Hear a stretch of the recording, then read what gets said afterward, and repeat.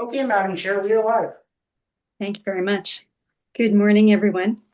I'd like to call the meeting to order and acknowledge that we're in Treaty 1 territory, the home and traditional lands of the Anishinaabe, Ojibwe, Innu, Cree, and Dakota peoples, and in the national homeland of the Red River Métis. Our drinking water comes from Shoal Lake 40 First Nation in Treaty 3 territory. My name is Lynn Nesbitt, and I'm chairing today's panel. Joining me on the panel are Kent Seelan and Judy Redman. And our assessor today is Drew Thiessen, and our administrative personnel is Zachary Mohan. To the Zoom participants of the hearing, please note you are placed in the waiting room until your property is called upon. When it is your turn, you will be admitted into the meeting. Kindly follow along on the City of Winnipeg's Board of Revision YouTube channel for the hearing process. Once the host admits you into the hearing, please close or mute your YouTube player. You will then be permitted to speak with respect to your property. Once your hearing has concluded, you can leave the meeting. We will be hearing applications for revision of the assessment roll in accordance with the Municipal Assessment Act. The matters for which revision is requested have been described in each application, and we will limit discussion to those matters. The statements that are made at this hearing are sworn testimony, and anyone speaking to the matters must be sworn in. Be advised that comparisons of assessments of properties are not considered evidence of market value by the Board of Revision. The Board of Revision is appointed annually by Council and is independent of it and the City Administration. It makes its decisions on the basis of the evidence provided at this hearing and issues a written order that will be mailed to all parties as soon as possible. Please note that the Board's decision with respect to an application may be appealed to the Manitoba Municipal Board if the matter pertains to assessed value or classification, or to the Court of King's Bench if the matter pertains to the application of exemptions from taxation. Should you wish to appeal, information on how to do so will be included with the Board's order. With respect to the hearing process, I'll confirm the points of appeal with your property to be addressed with each applicant following the swearing in. We will then have the assessor's testimony, followed by questions that the applicant may have, and then the applicant's testimony followed by questions. Each side will have an opportunity to summarize if they wish. Once all of the evidence about an application has been brought forward, the applicant may leave. The process will repeat for each item on the docket today. The session will close after all the applications have been heard, and the Board will deliberate in private and make its decisions. You will receive the Board's decision by registered mail as soon as possible. As information, all public hearings are live streamed, recorded, and will be part of the public record. We will be hearing item 1 to 3, 5, 8, and 10, 11, 12, and 14 on our docket today. Mr. Mohan, please affirm the assessor's and applicant's testimony. So we're going to start with item number 1 first on our agenda, and Mr. Mohan will put everyone else in the waiting room until it's their turn. Of course. Okay. Mr. Assessor, please state your full name. Drew Thiessen. Do you affirm that the evidence you're about to give at this hearing is the truth, the whole truth, and nothing but the truth? I do. Thank you. And Mr. Applicant, please state your full name. Is that me? Yes, correct. It's Aldo Garofello. Thank you. On behalf of my mother, Maria Garofello. Do you affirm that the evidence you're about to give at this hearing is the truth, the whole truth, and nothing but the truth? Yes. Thank you. Okay, Mr. Garofello, we're going to start with Mr. Thiessen's testimony first. You can ask questions of what he's presented. Then the panel will ask questions of what he's presented, and then it will be your turn to present your evidence, okay? So, Mr. Thiessen, we are on item number 1. This is 141 Amber Trail. If you can begin, please. Absolutely. Thank you very much. So the subject property is located at 141 Amber Trail, roll number 050-081-67000. It's located in the Amber Trails neighborhood. It's a two-story build, single-family dwelling built in 1992, living area of 2307 square feet, has a full basement that is finished, has 3 full bathrooms, 1 half bathroom, 1 shower, has central air conditioning, has a fireplace, has an attached garage, and has a lot size of 12,476 square feet. Land influences on the property. It's on a bus route. It has light traffic, and it backs onto a retention pond directly. The comparables are 3 of them are in the Amber Trails neighborhood as well. The 4th one, comparable 4, is in the Tyndall Park neighborhood. They are all 2-story built, single-family dwellings built between 1987 to 1992. Living areas of 2,026 square feet to 2,554 square feet. They all do have full basements. 2 of them are finished. Comparable 2 and comparable 4 do not have finished basements. There is some slight variability on the bathroom counts as laid out on the comparable sheet. They all do have. Sorry, Madam Chair, and sorry, Mr. Assessor. Through the chair, Mr. Assessor, we're kind of losing some audio clarity on your end. Oh, I'm hearing it pretty good. So okay. Let me know if you need me to repeat anything. I will be happy to do so. Perfect. Yeah, it's better now on our end. Thank you. Okay. So I was at the bathrooms. There's some slight variability, which is laid out on the comparable sheet. They all do have central air conditioning. They all have one fireplace, and they all have attached multi-car garages. Comparables 2 and comparable 4 both have sunrooms. The lot sizes of the comparables ranges between 6,536 square feet to 12,991 square feet. All of these, except for comparable 4, do have bus route influences and some kind of traffic influence. Comparable 2 and 3 have the same light traffic influence as the subject, and comparable 1 has a medium traffic influence. The difference there is that it is adjacent to, I believe it is, I think it's pipeline. It's pipeline. Comparable 1 and comparable 3 also do have commercial adjacent influence. And that is that they back onto Amber Meadow Senior Living Community. And none of these have pond influences except for comparable 4. So comparable 4 has the pond, but does not have any traffic or bus route influences. The time adjusted sale prices range between $549,500 to $600,900, and the time adjusted sale prices per square foot range between $226.04 per square foot to $294.82 per square foot. With comparable 4, I did specifically choose to add this property in there, despite it not being in the same neighborhood, to exemplify the fact of how a retention pond would affect the property value, even though it does not have the traffic influence. The thing is, too, it also doesn't have that finished basement. So there are negative factors, but the major positive factor there of the retention pond adjacent. It is in the same market region, so that is something that I wanted to take into consideration. The current assessed value for the property is $650,000 or $281.75 per square foot, and I believe that value is supported. Thank you. Thank you very much. Mr. Garofalo, do you have questions for the assessor? This is your chance to ask questions of what he's presented.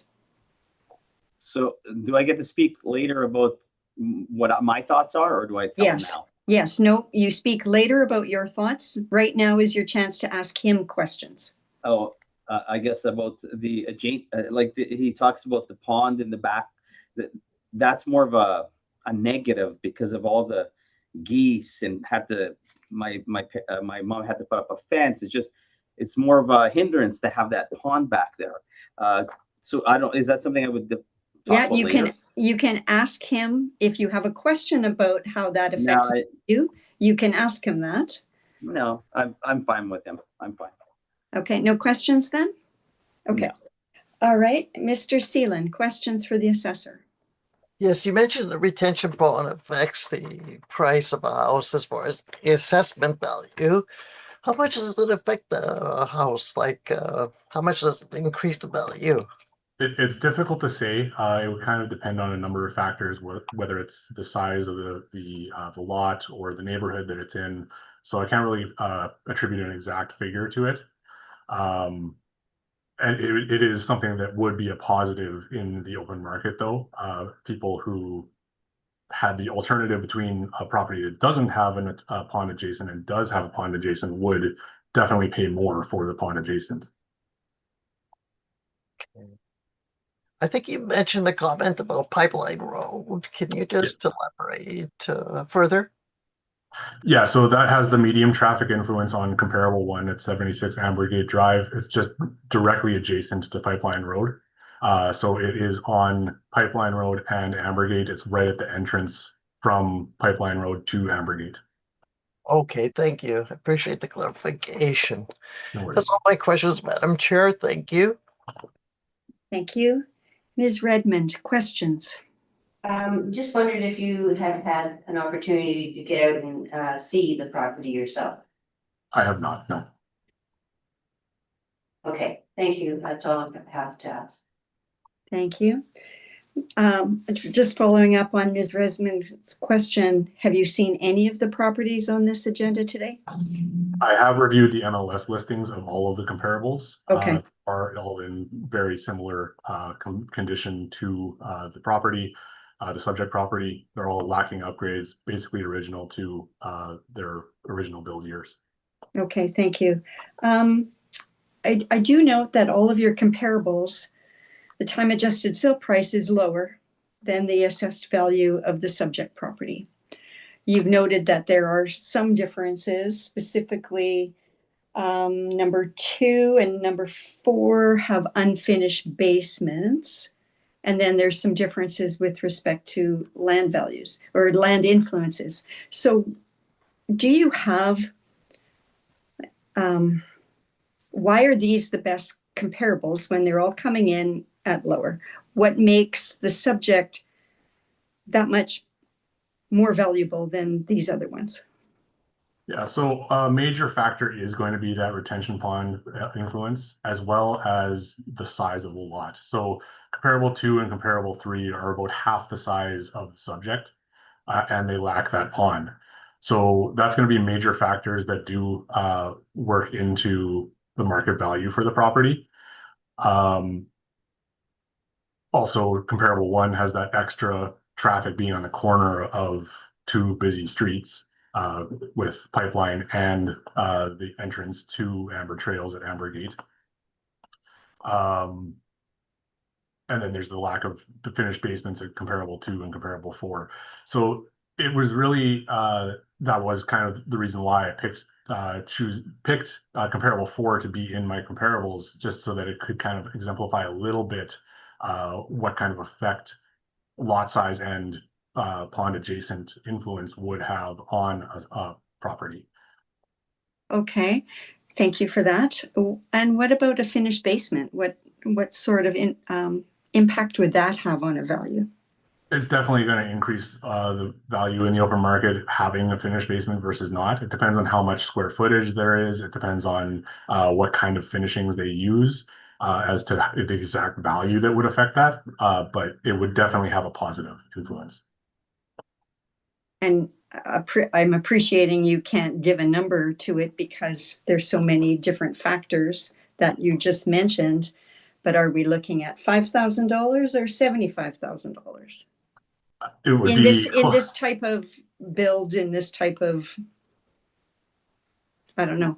Can you even?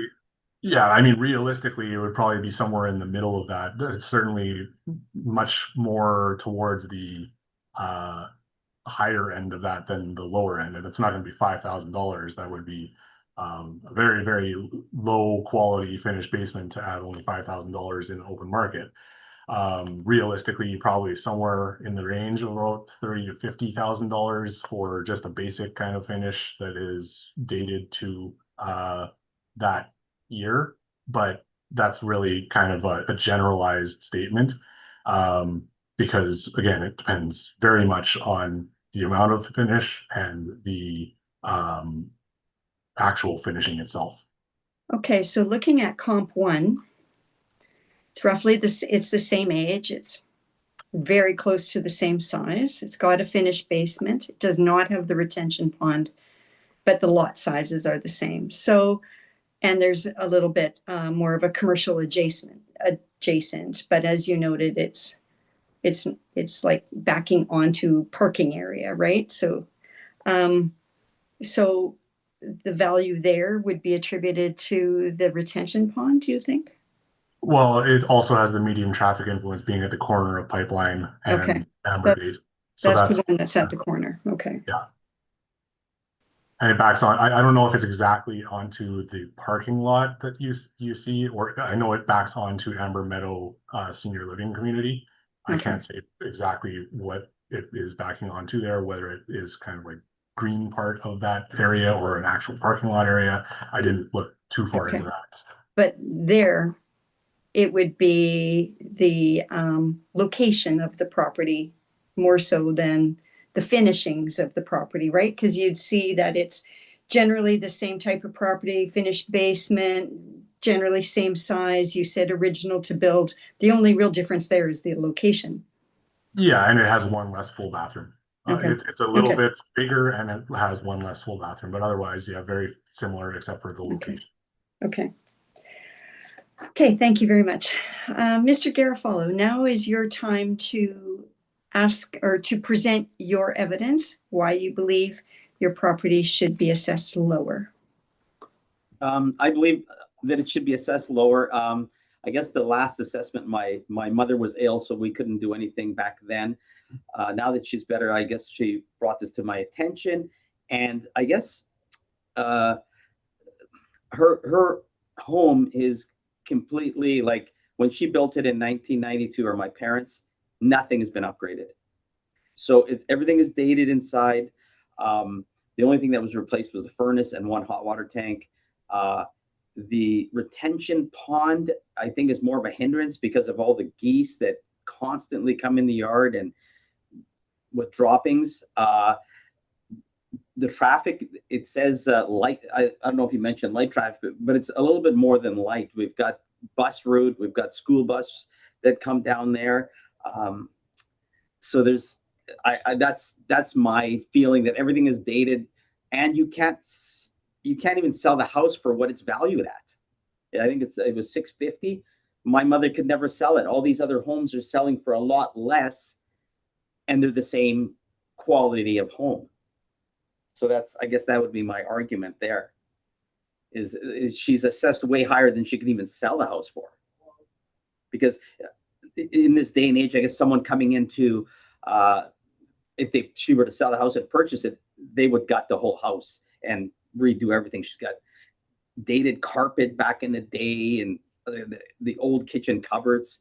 So like everything is dated. Nothing has been upgraded since they built it. Not one thing. So I guess that would be my argument. You can't sell it for what it's being assessed at, is the main thing. Mr. Garofalo, you also submitted some written evidence to us. Would you like to speak to us about that? Which is that the ones that were newer and sold for less? I don't have that paper in front of me. I thought I had it here in my office, but I must have it at home. Okay. Well, we'll receive it. Is that the property, or is that the other evidence that you talked about? It's got listings of properties on it. Yeah. Yeah, there was I think there was 3 or 4 other properties that I submitted that were newer homes that were built within the past 15 years, and they were selling for less than my mother's house is assessed at, and hers is 30 something years old. I guess that's the argument there. Okay. Thank you very much. Mr. Thiessen, do you have questions for Mr. Garofalo? I do, yes, thank you.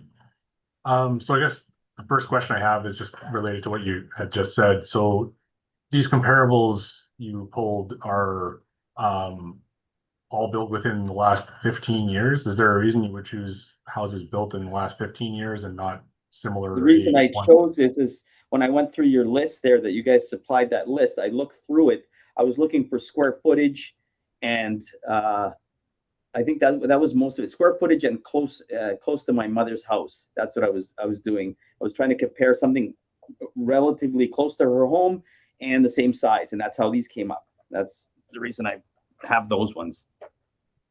Okay.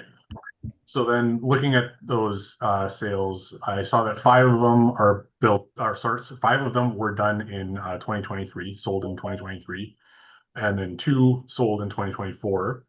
And then the last one at 76 Ambergate, that was actually a post-reference sale, but it is also in my comparables, which was in reference. Yeah, I can't remember the other addresses. Like I said, I thought I had the paper in my office, but I don't.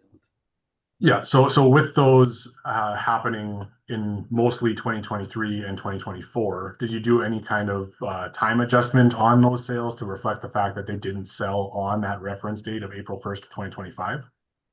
Well, I pulled these off the listings that was supplied to me by the city of Winnipeg. I didn't pull. My son's a real estate agent, and I asked him for listings, but then I was told that you can't have recent listings. So I went back to your list, and that's where I pulled these from. It was the list that the city of Winnipeg supplied.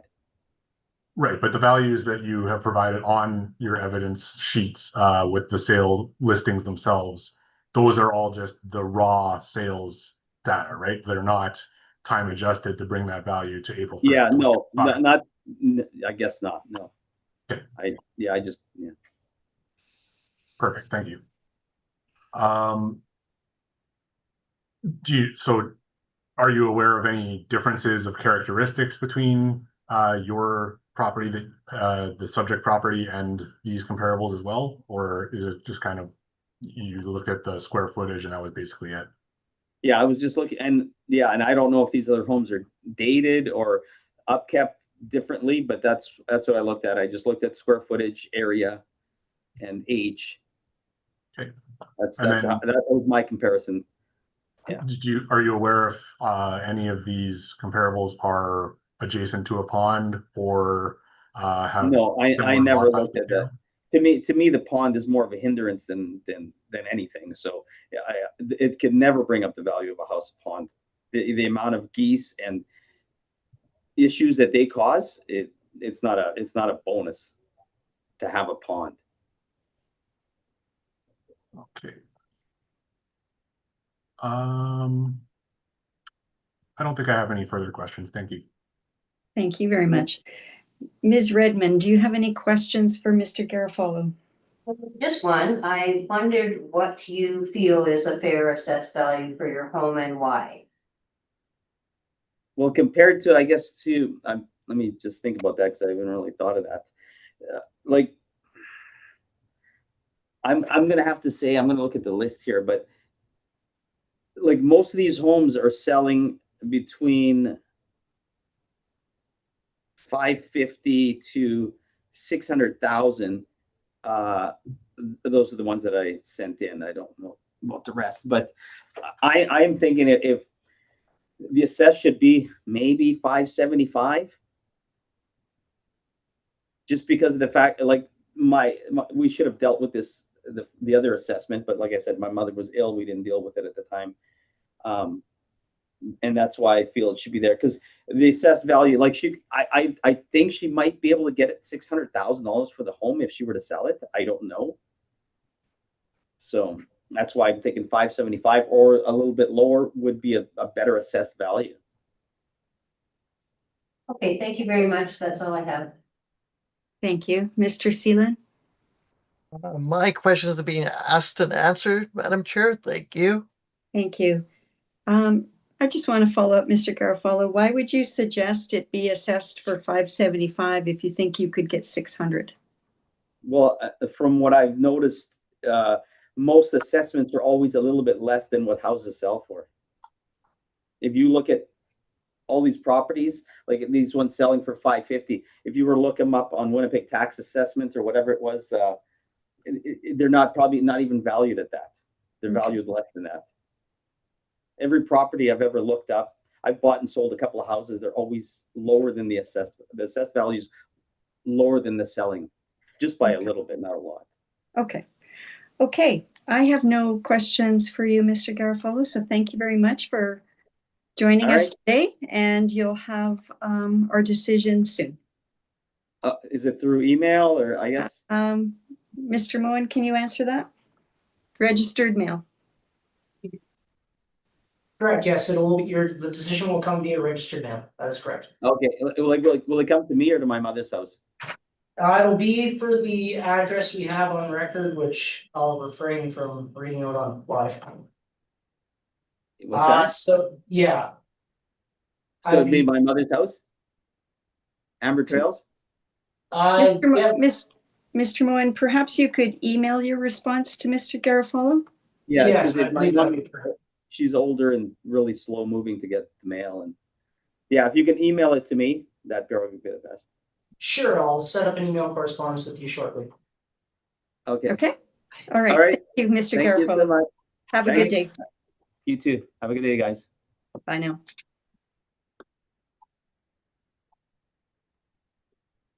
Okay, let's just take a minute, get to item number 2. Yeah. Yes.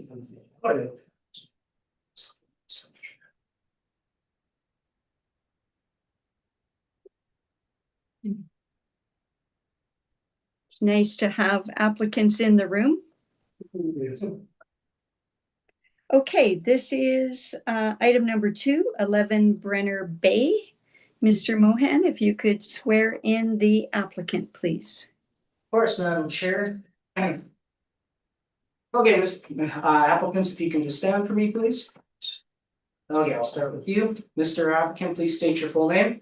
Kulwant S. Gill. Thank you. Do you affirm that the evidence you're about to give at this hearing is the truth, the whole truth, and nothing but the truth? Is true. Thank you. You may be seated. Madam Applicant, can you please state your full name? Jukinder Kaur Gill. Do you affirm that the evidence you're about to give at this hearing is the truth, the whole truth, and nothing but the truth? Yes. Thank you. And good morning to you. Good morning. So you observed the last item. The assessor will present his evidence. You'll have a chance to ask questions, as will we. And then it will be your turn to present your evidence. And then we'll ask questions of you. Okay? Okay, Mr. Thiessen, this is item number 2, 11 Brenner Bay. Your evidence, please. Yes, thank you. So the subject property is located at 11 Brenner Bay, roll number 050-081-65000. It's located in the Amber Trails neighborhood. It's a 2-story build, single-family dwelling built in 2001, living area of 2708 square feet. It has a walkout basement that is finished, has 3 full bathrooms, 1 half bathroom, 1 shower, has central air conditioning, has 1 fireplace, and has an attached multi-car garage. Lot size of 13,341 square feet, and it has land influences of having a hydro transformer box on the property, as well as being a retention pond adjacent, so it backs onto a retention pond. The comparables are all located in the Amber Trails neighborhood, except for comparable 4, which is located in the nearby Mandalay West neighborhood. They're all 2-story builds, single-family dwellings built between 2006 to 2010. Living areas between 2233 square feet to 2566 square feet. None of these properties have a walkout basement. They all do have full basements, and they are all finished. There is some slight variability for comparable 2 and comparable 4 on the number of bathrooms relative to the subject. Comparable 3 and 1 have the same bathroom count as the subject. The central air conditioning is located at all the properties. They all have 1 fireplace, and they all have multi-car attached garages. And the lot sizes range between 5,302 square feet to 12,653 square feet. Comparable 2 has land influence of bus route and light traffic. And comparable 3 has the retention pond, but it's actually only an influence. So there is a pathway between the pond and the house. Comparable 4 is actually pond adjacent, and comparable 1 has no land influences at all. The time adjusted sale prices range between 648,300 to 775,800. And the time adjusted sale prices per square foot range between 253.54 per square foot to 302.34 per square foot. The current assessed value is $838,000 or $309.45 per square foot. And I believe that this value is reasonably well supported. Thank you. Thank you very much. Okay, Mr. or Mrs. Gill, do you have questions for the assessor? Yes, please. Yeah, can I speak? Yes, please go ahead. Yeah. We have that our assessment went to $90,000 compared to other ones. And this mentioned as a section part in the back there, this is the problem, not we enjoying that things.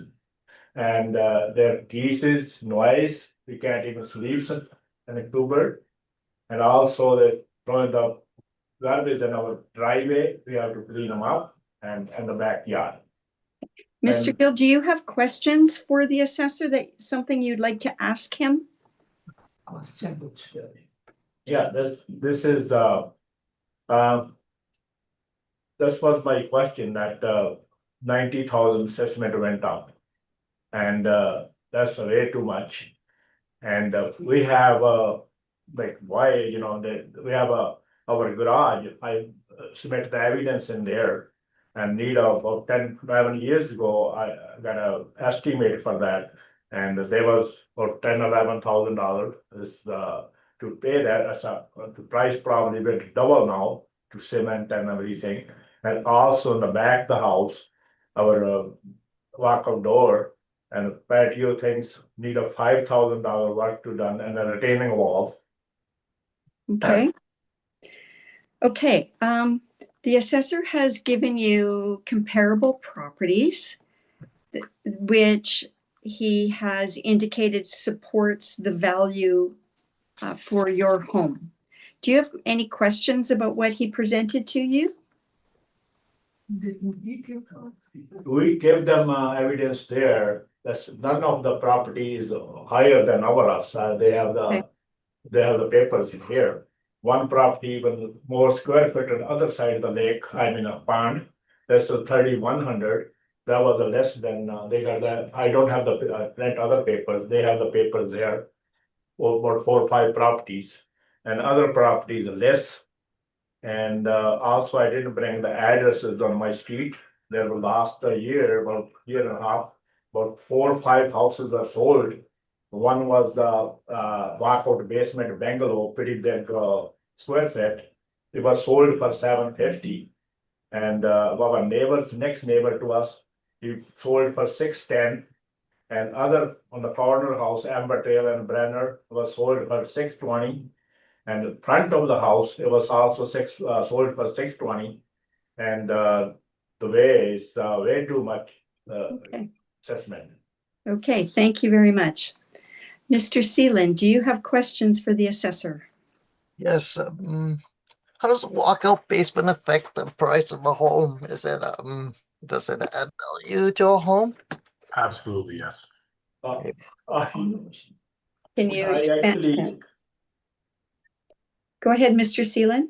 Oh, sorry, would you say it's a preferred attribute to have in a house, like over non-walkout basement? Yes, absolutely. I actually done Mr. Gill, we'll give you a chance to present your evidence when we're done questions, okay? Okay, Mr. Seelan? Yes, Madam Chair, hydro transformer box, is that a deterrent? Does that decrease the value of a home, having a hydro transformer box on your property? I don't think it really has much of an influence at all. It's just the small transformer box. I don't think it really would affect value. Same as if a fire hydrant or something like that was on the property. I don't think it's going to be a deterrent or a positive factor. Have you visited this specific property? Have you inspected it? I have not. Have you inspected any of the comparable properties by chance? I have reviewed the MLS listings, but I have not actually inspected those properties. By condition, what would you say the condition of this home is? My expectation, given that we do not have any effective age on the property, is that it is in fairly original condition back to 2001 when it was built, which would be the same as the comparables. They're all basically original to when they were built as well. Well, thank you. That's all my questions, Madam Chair. Thank you, Mr. Seelan. Ms. Redmond? Yes, the age of the property compared to the other comparables seems lower. Is there a reason you chose those comparables? Yes, so I tried to get properties that were as near as possible to the living area of the subject, which is quite large for the area, for the age of the build as well. The other factors I was really trying to consider were getting retention pond properties. So I did get the two of those at comparable 3 and comparable 4. Unfortunately, one of those is in a just slightly different neighborhood, but still very nearby. But that is basically what my reasoning was for going with these comparables rather than something closer in age to that. Now, given that they are still all within 10 years, 9 years even of the subject. Would you consider Santa Fe, the Santa Fe property at in Mandalay West, is that a similar type neighborhood to Amber Trails? Yes, I believe so. Okay, that's all I have, Madam Chair. Thank you very much. Mr. Thiessen, you talked about walkout basements and you indicated that it was preferred, but how? Like, how does it affect value? What is it about a walkout basement, and can you give a little bit more context to that? Yeah, so generally speaking, a walkout basement is going to be something that either walks out onto a pond or a park space, green space, something like that. So you're basically gaining another semi above grade level since it walks out directly onto grade in the back versus a full basement that would not have that quality. Full basement would be like your standard basement where you can exit out at grade level from the front and maybe from the back, but it has that same grade uniformly. Okay. All right, so this is the only one with a walkout basement. No other walkout basements out there in the I market? could not find any that were of a similar age, or I didn't want to go into the ones that are built in 2020s because that's not really all that similar at that point. So No. Okay, I'm just trying to wrap my brain again around the fact that your comparables are all significantly lower in value than the subject property.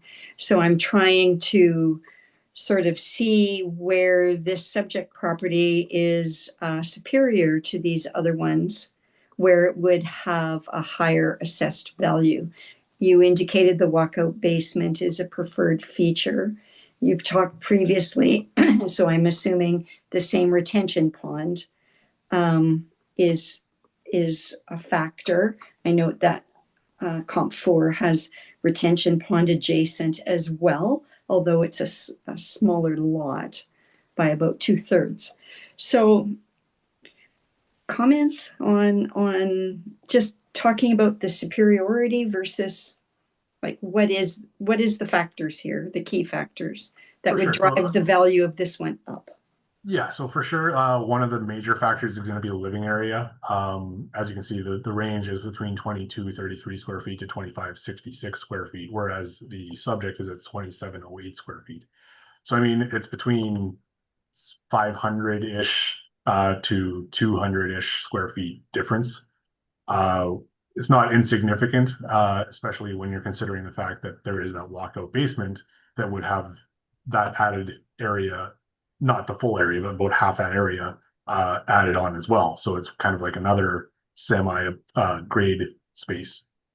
Then there's comparable 2, which has the negative influences of the bus route and the light traffic. And those are the major factors. Okay. Okay, thank you for that. Okay, Mr. Gill, Mrs. Gill, you may present your evidence now, please. What would you like to tell us about your property? We made the paper here, they can look at it, every property is less than our property. And also, my garage need to be worked, when center belt, it's get puddles in the winter time there. I have to clean the water with a broom to take it out, that have to be redone my garage there, which probably approximately $20,000 whole garage. And also my marking on the back of the yard there, that's a 5,000 other two, that's the retaining wall and patio walk out door there. We hardly never use it, and winter time they go up. We have to fix them up every year because that frost left them up, those bonds. That's also the property is 25 years old, it's not a new. And also I mentioned that the house was walkout basement bungalow house. I don't know which square feet, it's pretty big house for 3 crores. It was sold for $750 last year, and it's back at to pond there. And other houses, other the street is 3,100 square feet. I met every evidence that's less than our house, which is that there. That's my evidence as to commit. The 90,000 went up, so way too much. When we built the basement there, my son he's a city planner, city of Calgary right now. He was here, and I asked him. He said, "Dad, what do you think?" He said, "We got all the permit. We have the assessment went up." I said, "It shouldn't be more than that. It's fair." We agree with that last time. This time, he said it's way too much. $90,000 house is not worth that. Okay. Thank you for that. Mr. Thiessen, do you have questions for Mr. Gill? Yes, I do have a few. Thank you. So my first question is just related to the quotes that you have here from Jerry's Concrete Works. The dates on them look like they say November of 2016. Is that right? 16, yes, Which? it is concrete work. Yes. Okay, so is that work that has already been done then? Because that's No, 10 years ago. we didn't do it. It's a lot of money. We couldn't save that money to do the garage. We have to use a broom every winter to clear the snow and water out. Okay, so what were those quotes for exactly? They replace the whole concrete. It's cracked and flakes and also puddle. Like puddle, 2-3 inches of water set in there in the middle of the garage. So this is for the garage? Yes, it's a garage. Garage. Okay. Yeah. So that's where the pictures come in that follow that, where Yeah, right. showing the wear and tear on the garage floor. Yeah. Okay, so that is all related. Okay. Also that you mentioned that our street is less traffic, not anymore, it used to be.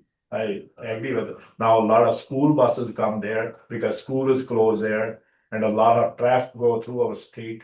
We have to be very careful, we back them up our cars. Lot of traffic there now. One more thing, like walk out basement.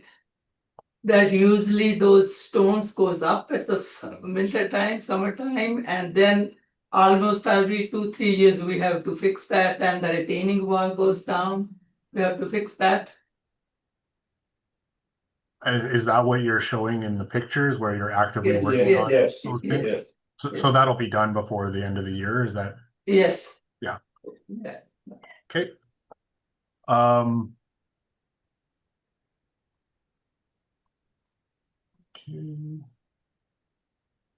And all of the comparables that you provided in your brief here, those all sold after April 1st of 2025. Is that correct? Yes, Okay. So are you aware that those would then be post-reference for this reassessment?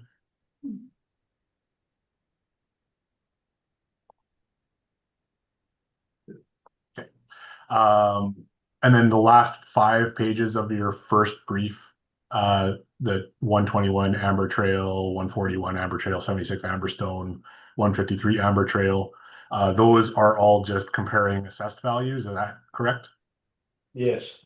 Okay. That's for sold price, whatever they are on the, We don't have it. yeah, So those aren't actually sales, they're just yeah. assessed Yes. values. Okay. I have no further questions. Thank you. Thank you very much. Ms. Redmond, do you have questions? Just one, just wondering what you feel is a fair assessed value for your home. Yes, lady's name and from your office, he asked me same question. I said, I take care of 780. $30,000 more.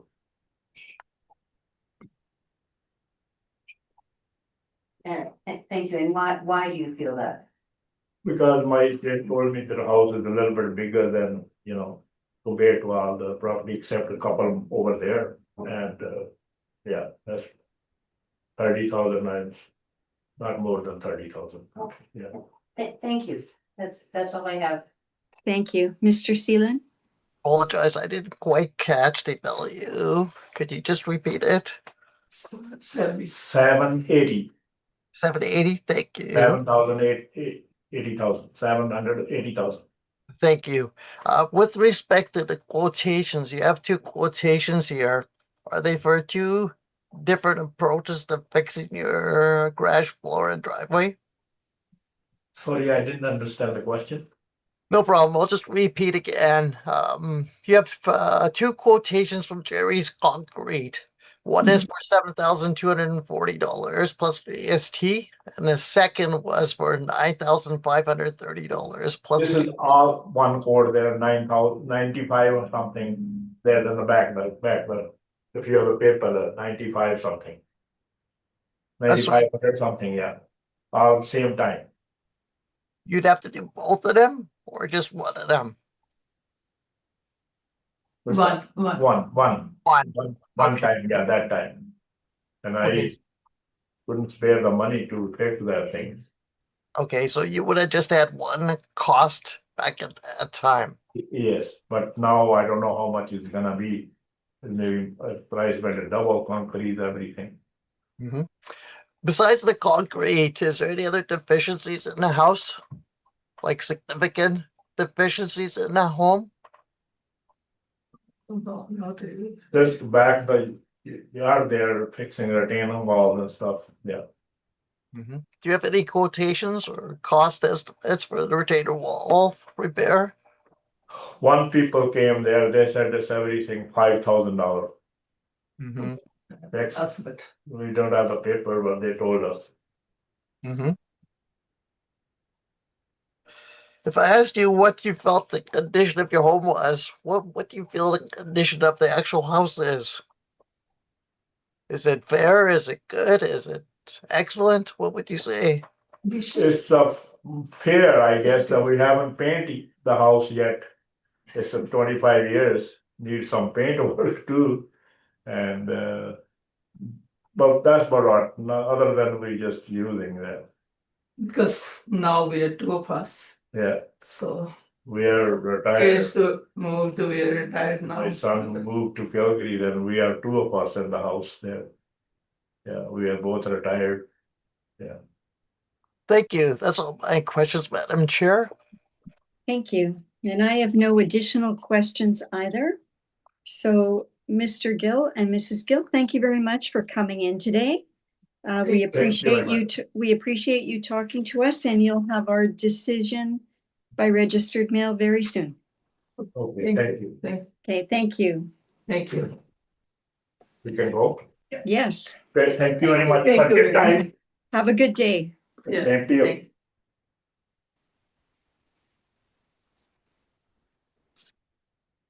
Okay, we'll move to item number 3. Nope, that was No, item three. Item three, this is 74 Baltic Bay.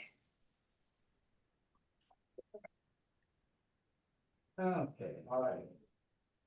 Okay, we got our applicant here, Madam Chair, and if you're okay, I'll have her affirmed. Of Yes, please. course, okay. Ms. Dora, please state your full name. Jaspal Tur. Do you affirm that the evidence you're about to give at this hearing is the truth, the whole truth, and nothing but the truth? I do. Thank you. Thank you and good morning, Ms. Tour. Good morning.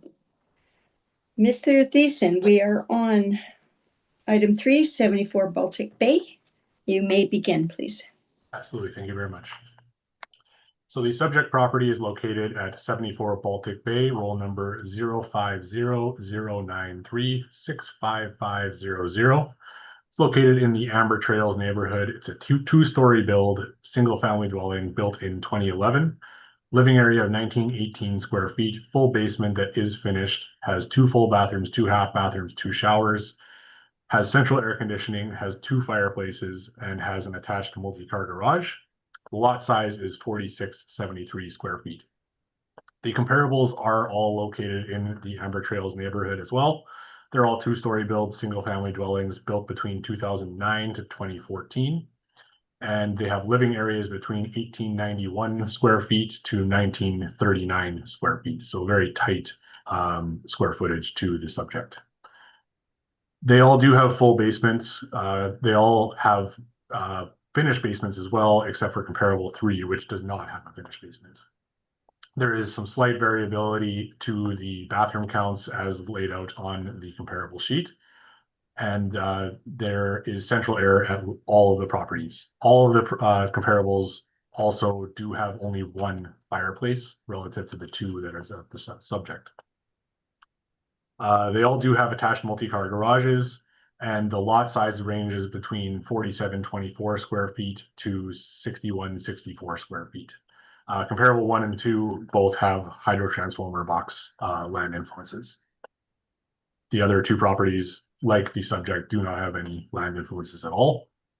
And the time adjusted sale prices range between 622,300 to 666,200. That time adjusted sale prices per square foot range between 328.39 per square foot to 343.58 per square foot. And the subject is currently assessed at 668,000 or 348.28 per square foot. And I believe that this value is supported. Thank you. Thank you. Ms. Tour, this is your chance to ask questions about what the assessor presented. Thank you. So you said the value for the per square footage range from 328 to 343. And the average for that, for all the comparables that are listed on my sheet that you sent me, is close to 335. But then according to my math, my property square footage is 348.28. So just wanting to understand how and why is that calculated higher than all the comparables that you sent me, even though most of those comparables are most spirit quality, they have updated kitchens, they have updated bathrooms, and my house is not nearly as good quality as these, based on the 2 realtors assessment that I presented already. So I wouldn't be looking at an average for determining what the value would be. I would be looking at the comparables and determining what the value should be relative to those comparables. So when we're looking at these comparables that I've provided, 50 Lakeborn has a time adjusted sale price at 666,200. It also lacks 1 fireplace that is present at your property, and it's about 20 square feet bigger. So it's not really a significant difference. So the difference of $2,000 for your assessed value relative to that time adjusted sale price appears very reasonable to me. Same thing with the comparable 3 when we're looking at 13 Lakeborn. The living area is 1910 square feet, so there's 8 square feet of difference, which is basically nothing. But they lack a finished basement. And then there's one less half bathroom and 2 less showers, 1 less fireplace, and then the lot is just slightly bigger at about 1,500 square feet bigger. That is a time adjusted sale price at 634,000, and then it has the deficiencies that I just mentioned. So 668 again seems fairly reasonable relative to that sale. When you, sorry, when you say time adjusted sale price, what does that mean exactly? So any sale that occurred not on April 1st of 2025 would have to be time adjusted for what any change in the market happened during the time from when it sold up until that reference date at April 1st of 2025. And how do you determine that? So that is determined not by myself, that someone in the department does do these determinations based off of paired sales analysis and that sort of information. I don't personally do that. I do use that information, but I don't have the exact calculations. Okay, because according to what I got from my realtor, and he came into my property and he looked at everything and he assessed based on the condition of my property. 50 Lakeborn, according to him, is not a true comparable to my property. It has a larger lot, 5431, versus mine is 4673. It has a newer and updated kitchen, updated bathrooms, higher quality finishes, expensive updates. And I'm just wondering, how is that considered your primary comparables to my property when my property is not nearly as the similar condition to 50 Lakeborn? So I actually reviewed the MLS listing for your own sale in 2018 as well. And based off of what it presents in that listing relative to the MLS listing for 50 Lakeborn, I would say these are very comparable properties. Okay, well, I'm not an expert in this area, but this data and all these comparables and everything, they came from my realtor. I had 2 realtors come into my house and assess the property. Do you have a question for Mr. Thiessen? You'll have a chance to present that evidence to us. Okay, okay. Yeah. I'm just trying to understand, like, No, of how course. is that a true comparable? Of course. No, it's Okay. good. Okay. Yeah, so I think I have another question.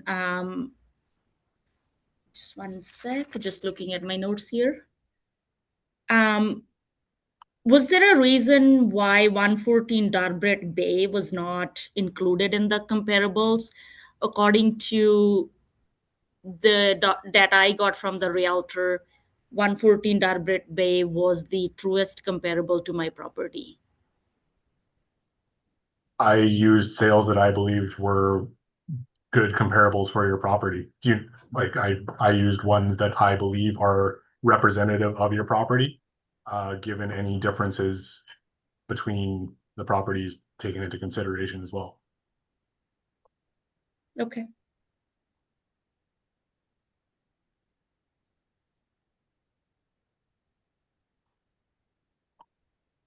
Okay, I think that's all for now. Thank you very much. Mr. Seelan, questions? Yes, have you inspected, reviewed these properties? I have reviewed the MLS listings for every single one, including the subject, the 2018 sale of the subject. Does a larger lot size, for instance, I noticed that you have a lot size between the subject and comparable 3 of close to 1,500 square feet. Does that larger lot size affect the price? Does it increase the price? I would think it would probably it would have an effect on the price, but not as significantly as something like living area, especially when we're speaking about only about 1,500 square feet of land area. So it's really dependent on how the land is situated, whether it's a pie lot or whether it's a basic rectangle lot, as most are. I believe in this case, they are all basic lots. Yeah, they are. So it will probably have an effect, but not as significant as many other things, specifically with the living area. Okay, thank you. That's all my questions, Madam Chair. Thank you. Mrs. Redmond, questions? I have no further questions, thank you. Okay. Mr. Thiessen, I just want to follow up on something Ms. Tour asked you about updated kitchen and bathroom in the clump one was specifically noted. There's been no change to effective age though? No, it's a very new build. All of these are very new builds. So I don't actually think there has been an upgrade done on that property. I think it presents basically as a 2010 build. It does not present as they have done any upgrades.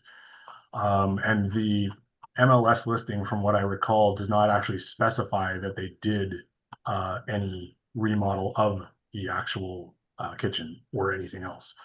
The only thing specified as a remodel in that listing is the basement. It says basement and other remarks. So that is not really going to be an upgrade, I don't think, because if there was an upgrade, then they would have that listed in the remodel.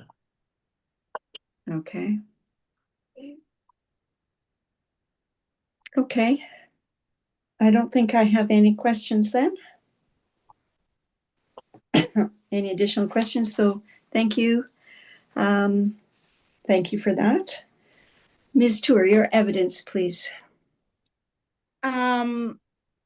Like I've already mentioned some of the stuff already. When I was looking at the math, how the square footage was sort of decided, it seems like looking at all the properties that the 5 comparables, they're all lower than how my property was assessed. 74 Baltic Bay, if you look at the square footage, was assessed at 348 versus Lakeborn at 343, 15 LB 337, Lakeborn 331, and Savave 328. So I was just trying to understand why my property was listed higher than these houses that are in better condition, has better upgrades, bigger lots, and essentially looks like they're superior quality than what I got from my realtor. So how come my assessment is higher than those houses? Mm-hmm. And I have presented the letter from another realtor that I got for a separate personal matter. I needed to know the value of the house. So he came in and assessed the house. And both of these realtors gave me a very relative number that is under 620-25, they said. So looking at the assessment at 668, that's a huge jump. So I'm just trying to understand how was that sort of determined. And it doesn't seem like that my house would sell for that price at all, looking at all the houses that sold in that area. Okay. And I have submitted all this evidence to your department. So all the data numbers, all the everything, it's all fact based. It's not, I'm not, this is not how I feel. This is based on all the evidence that I got from the realtors. Okay. Thank you very much. Mr. Thiessen, questions? I do have just a couple. So the first one is, you had mentioned that you had these realtors' opinions. Were they valuing the property as of April 1st of 2025? Yeah, well, the first one was, I think, January 2025. The second one was pretty recent. It was before April 2025. Okay. Because when I was talking to your department to submit the evidence, they made a special note. I think it was Anna. She made a special note that all the evidence that I submit should be within those dates. So I reached out to my realtor and made sure that the dates kind of sort of align on that. Okay. So then all of the sales that you provided in your brief here, those all happened after April 1st of 2025, correct? So Should 24 be. Amber Trail, 114 Darbrit, and 110 Darbrit? Yes. Yeah. Yeah. So they're all after April 1st, 2025. Yes, that's what I got from the realtor. Okay. I don't have access to look at these sales, so I'm just talking about what the data was given to me. Okay. I have no further questions. Thank you. Thank you very much. Ms. Redmond? No, I'm just reviewing again the letter. You've suggested a new supported value of 610,000, is that correct? Yes, I feel like that's a fair price. Because even when I was doing some research and looked at the houses that were being sold, they're always sold a little bit, I think, over what's the city assessment. So I think that's a fair price. Okay, that's all I have, thanks. Thank you. Mr. Seelan? Yes, what would you say the condition is of your home?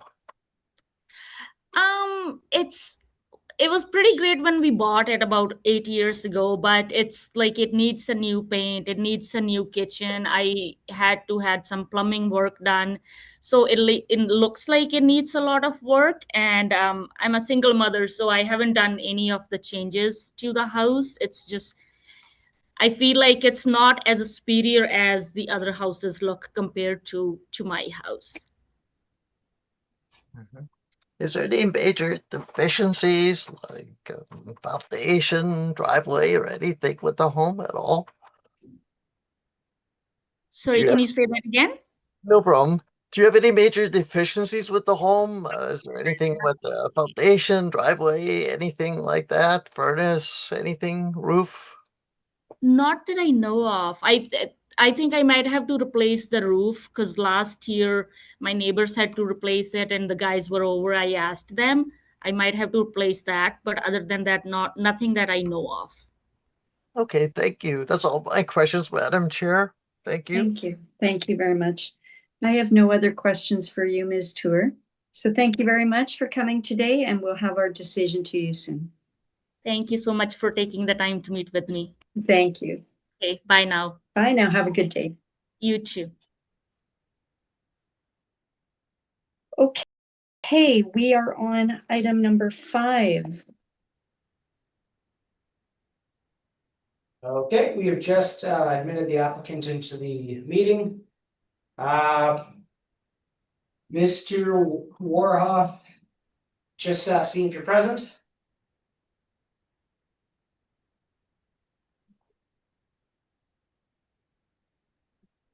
Mr. Amrit, can you hear us?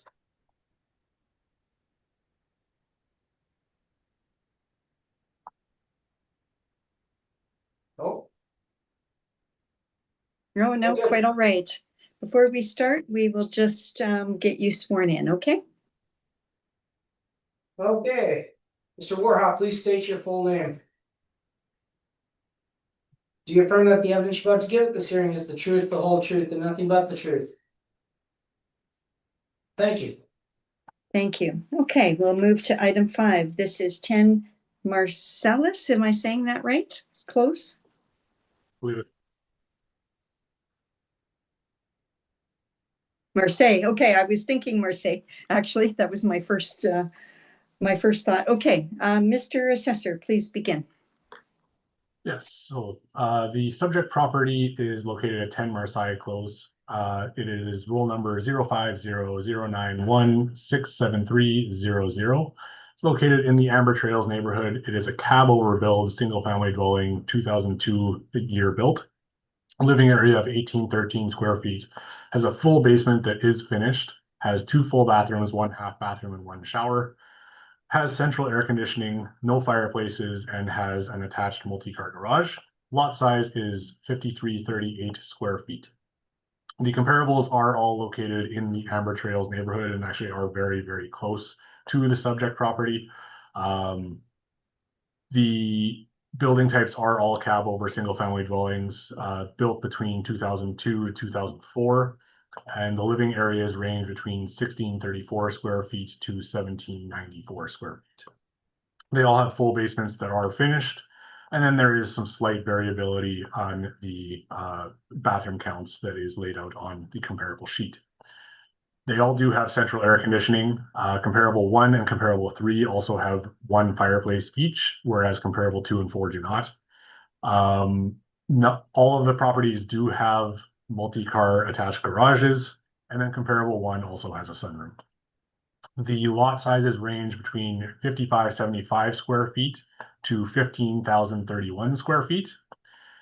And there are land influences on all of these properties, including the subject. The subject does have the hydro transformer box, a park, a super mailbox, and a walkway. They back onto the walkway, which is shown on my map. It doesn't actually show the walkway, but that green space is the park walkway area. Comparable 1, 2, 3, and 4 all have that park walkway land influence, and comparable 4 and 3 both have the hydro transformer box as well, but they lack the mailbox. Comparable 1 and 2 do not have the hydro transformer box nor the super mailbox. The sale prices, time adjusted, range between 556,500 to 686,400. And the time adjusted sale prices per square foot range between 329.68 per square foot to 384.75 per square foot. The current assessed value is 630,000 or 347.49 per square foot. And I believe that that value is supported. Thank you. Thank you very much.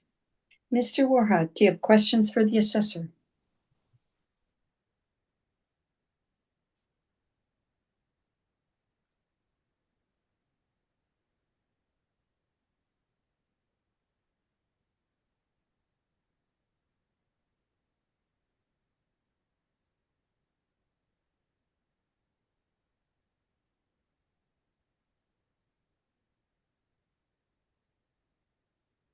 So I absolutely would not be looking at averages. I would be looking at each property and determining kind of what the differences are and determining whether the value is relatively well supported or not. Average wouldn't be necessarily a good way to look at things because there could be differences between the properties that would result in that average being skewed.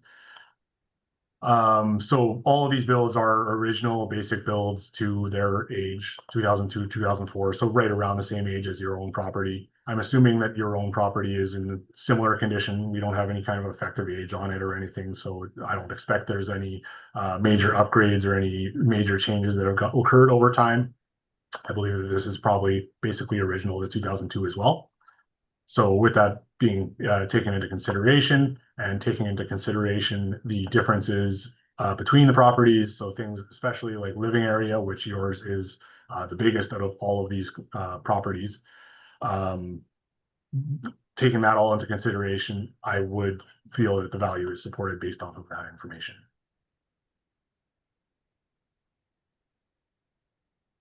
Thank you very much. Mr. Seelan. Have you inspected or reviewed these properties? I reviewed the MLS listings for the four comparables. I have not seen anything about the subject property.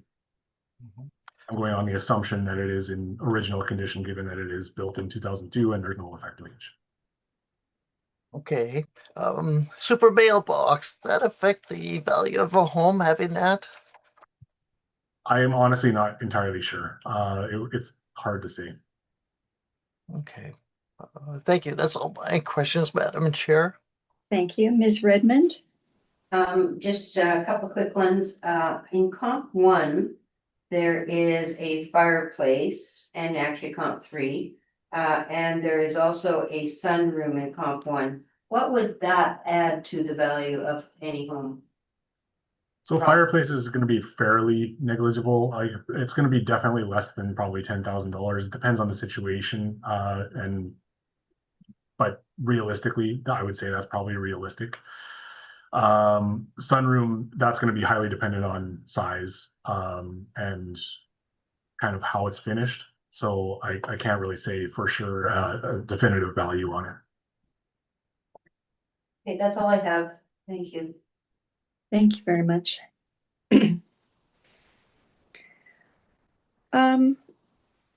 Mr. Assessor, just you have noted this. I just want to clarify that you have looked at the MLS listings for all of these comparable properties, And you believe, based on the type of finishing, the age, fact that there might be no significant upgrades, that they are similar in quality and to the subject property? Correct. Okay. They have different features, as you noted. Minor differences, yeah. Okay. And the significant difference with the other one on the same street, Comp 4, seems to be the lot size. Would that be correct? Yes. It's I would probably suggest that that is my weakest comparable for this property because it is on a pie-shaped lot, and it doesn't back on to the same exact walking path. I'd say the two Courland Bay properties are probably the best comparables, as they are actually backing directly onto that same walking path park area. And they're with comparable one, it's actually the one that is closest besides comparable 4 in size. So I believe that comparable 1 is probably the best comparable of all. comparable 1. Okay. And you indicated number 2 also, correct? Yeah, 1 and 2, both of the ones on Coreland, they're in the almost identical locational type situation as the subject. Right. Whereas number 4 is that pie lot, and it's in the back corner of a cul-de-sac and that kind of stuff. So, but it also does back onto Templeton, so that is another factor. Okay. All right. Thank you for that. Mr. Warha, this is your chance to present your evidence, please.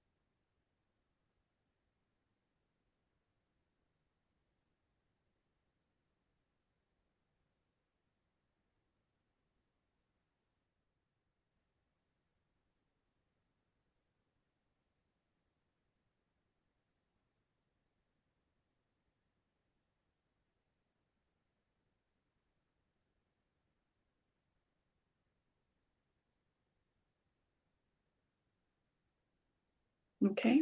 Thank you. Mr. Thiessen, questions? Yeah, just a few. Thank you very much. Just looking at your first brief, that's just comparing your assessed value with another property. So like page 2 and 3 aren't even for your property. Is that right?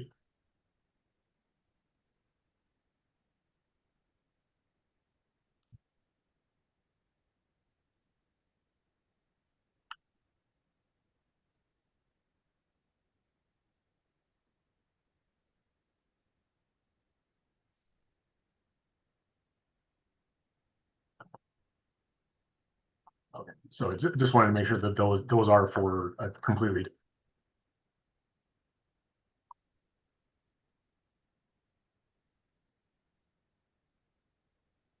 Okay. So then for your brief number 2, all of these sales actually occurred after April 1st of 2025. Is that correct? So are you aware that the reference date is April 1st of 2025, and anything after that would be considered post-reference and not applicable in this reassessment cycle?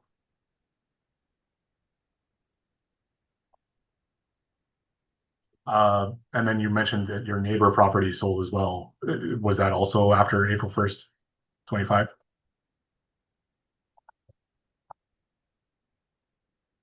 Okay, thank you. I have no further questions. Thank you. Ms. Redmond? Yeah, I have no questions, thank you. Thank you. Mr. Seelan? Yes, you mentioned there's a school. Whereabouts is the school?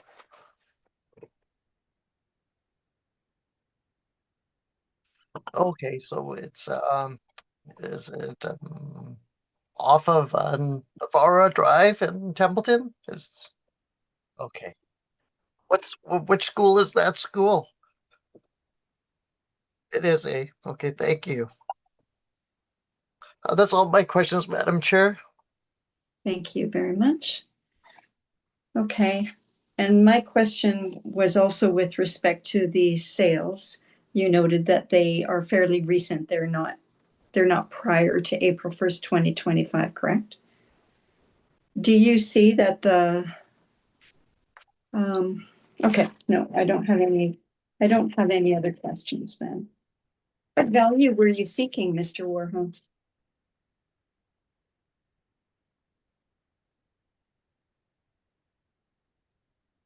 And that's based on,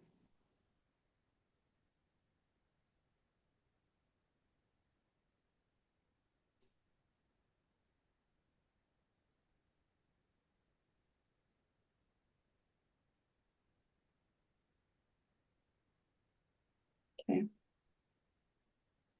Okay, thank you.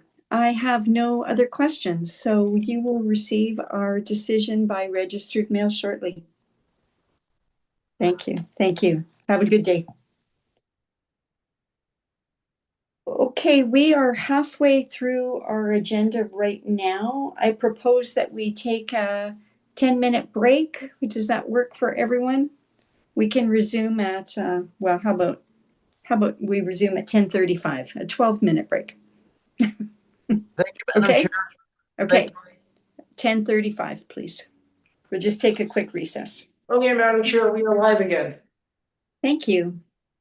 I'd like to call our meeting back to order, and we are beginning with item number 8 on our agenda. This is 95 Moselle Drive. Before we start, welcome, Ms. Rahal. We will get you sworn in first, okay? Okay. Ms. Rahal, please state your full name. Hi, sorry. Yes, can you please state your full name? Baljeet Rehal? Thank you. Do you affirm that the evidence you're about to give at this hearing is the truth, the whole truth, and nothing but the truth? Yes. Thank you. Okay. Mr. Thiessen, we are on item 8. This is 95 Moselle Drive. You may begin with your evidence, please. Thank you. So the subject property is located at 95 Moselle Drive, roll number 05009383800. It's located in the Amber Trails neighborhood. It's a cab overbuild, single family dwelling built in 2012. Living area of 1790 square feet, has a full basement with finished basement, has 2 full bathrooms, 1 half bathroom and 1 shower, has central air conditioning, does not have any fireplaces, and has an attached multi-car garage. The lot size is 5584 square feet, and it has a hydro transformer box influence. The comparables are all located in the Amber Trails neighborhood as well. Cab overbuilds, single family dwellings built between 2006 to 2013. Living areas between 1610 square feet to 1788 square feet. They all have full basements that are finished. They have slight variability on comparable 3 and comparable 4 for the basement, or the bathroom counts, sorry. And they all have central air conditioning. Only comparables 1 and 2 have a fireplace, and they all have attached multi-car garages as well. The lot sizes range between 4727 square feet to 5704 square feet, and comparable 1 and 3 also have that same hydro transformer box influence as the subject. The time adjusted sale prices range between 612,100 to 647,300, and the time adjusted sale prices per square foot range between 364.06 per square foot to 380.19 per square foot. The current assessed value is at 665,000 or 371.51 per square foot, but I am actually making a recommendation to reduce the value to 640,000 or 357.54 per square foot. Okay, Ms. Rihal, the assessor is recommending that your assessment be reduced to $640,000, down from $665,000. Do you accept that $640,000? Yeah, I accept it.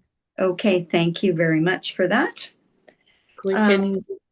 Thank you. Then I don't think we have anything more to discuss on this matter. So thank you very much, Ms. Rihal. Thank you so much. Thanks, everyone. Have a good day. You too. Bye.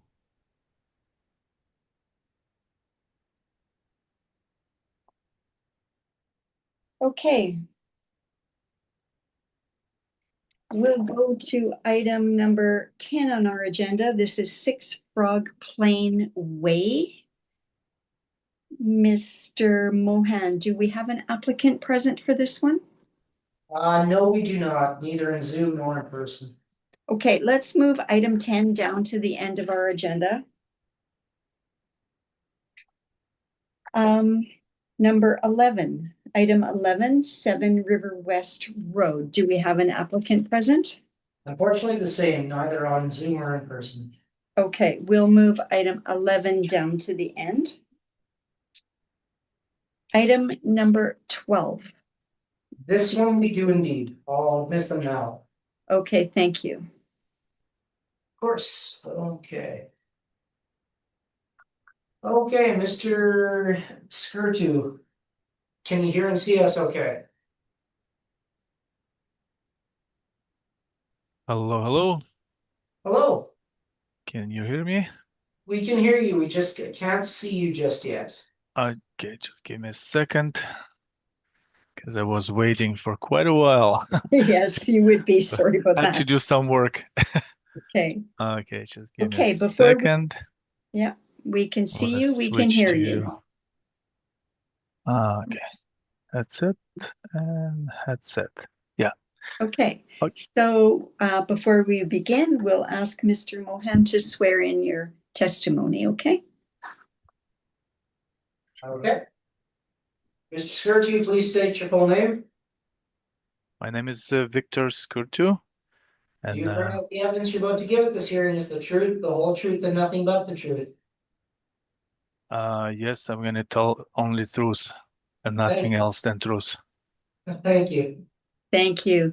Mr. Skirtu, I'm sure you've been following along, so we'll have the assessor's testimony first. You can ask questions of the assessor, then we'll ask some questions, and then it will be your turn to present your evidence, okay? So, Mr. Thiessen, you can begin with 31 Stepnock Place, please. Absolutely, thank you very much. Thank you. So the subject property is located at 31 Stepnock Place, roll number 05093278800.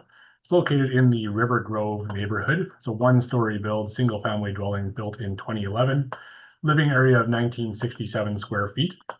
It has a full basement that is not finished, has one full bathroom, one half bathroom, one shower, has central air conditioning, has one fireplace, and has an attached multi-car garage. The lot size is 71 square feet. The comparables are all located in the River Grove neighborhood as well, except for comparable 3, which is located in the nearby Riverbend neighborhood. They're all one-story builds, single-family dwellings built between 2004 to 2011. And the living areas are between 1509 square feet to 1716 square feet. They all have full basements. 3 of them are finished. Comparable 3 is not finished. There's slight variability again with the bathroom counts that is laid out on the comparable sheet. They all do have central air conditioning, and all of them have at least one fireplace, whereas comparable 2 actually has 2 fireplaces. They all do have attached multi-car garages, and the lot sizes range between 4524 square feet to 6611 square feet. There are land influences on comparable 1 and 3 of the hydro transformer box, and then comparable 4 of a walkway. The time adjusted sale prices range between $526,700 to $743,300. And the time adjusted sale prices per square foot range between $349.04 per square foot to $435.96 per square foot. I do feel it is important to mention that the subject, comparable 1 and comparable 2 are all custom builds, whereas comparable 3 and comparable 4 are basic tract builds. So I would expect comparable 3 and comparable 4 to sell for much less than comparable 1 and comparable 2 and the subject. They are not in the same quality level of the subject. However, it was very difficult to find comparables that were in the same neighborhood and in the same quality level and in similar size and all of that relative to the custom build. But I did find the two comparable 1 and comparable 2 that are quite similar. So the current assessed value is $663,000 or $337.06 per square foot, and I believe that that value is supported. Thank you. Thank you. Mr. Skirtu, do you have questions for the assessor? Yes, I do. So the question is this: so you referred about the quality of those custom builds versus like not custom build. So you mentioned the custom build looks like going to be much higher value than non-custom build. So I'm kind of a little bit of disagree with this. It depends who built it. For example, my builder who built. We're just going to focus on questions right now. Yeah. You can talk about your builder after when it's your turn to speak, okay? Just questions for the assessor. Yeah, the question is the statement what you made about custom build versus non-custom build. What make you think the custom build is better? So I reviewed the MLS listing for your 2018 sale, and then I also reviewed the MLS listings for all of the comparables as well. Comparable 1 and comparable 2 present quite similar. Comparable 3 and comparable 4, not at all. They're very much inferior, but they're just not at the same level of a custom builder. Okay, thank you. Do you have any other questions, Mr. Skirtu?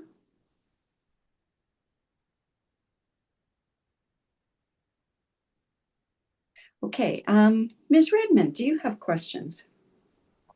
Just one, for the assessor, it's, about comp 3. I'm wondering if there is any significant difference with being on the west side, I think it's the west side of Main Street as opposed to the east side of Main Street. I think you have the river influence on the east side. Right. I think realistically that sale is definitely the weakest of all of the ones I have. The only reason that I kind of used it was because it was relatively similar in size, fairly nearby, and lacked that finished basement.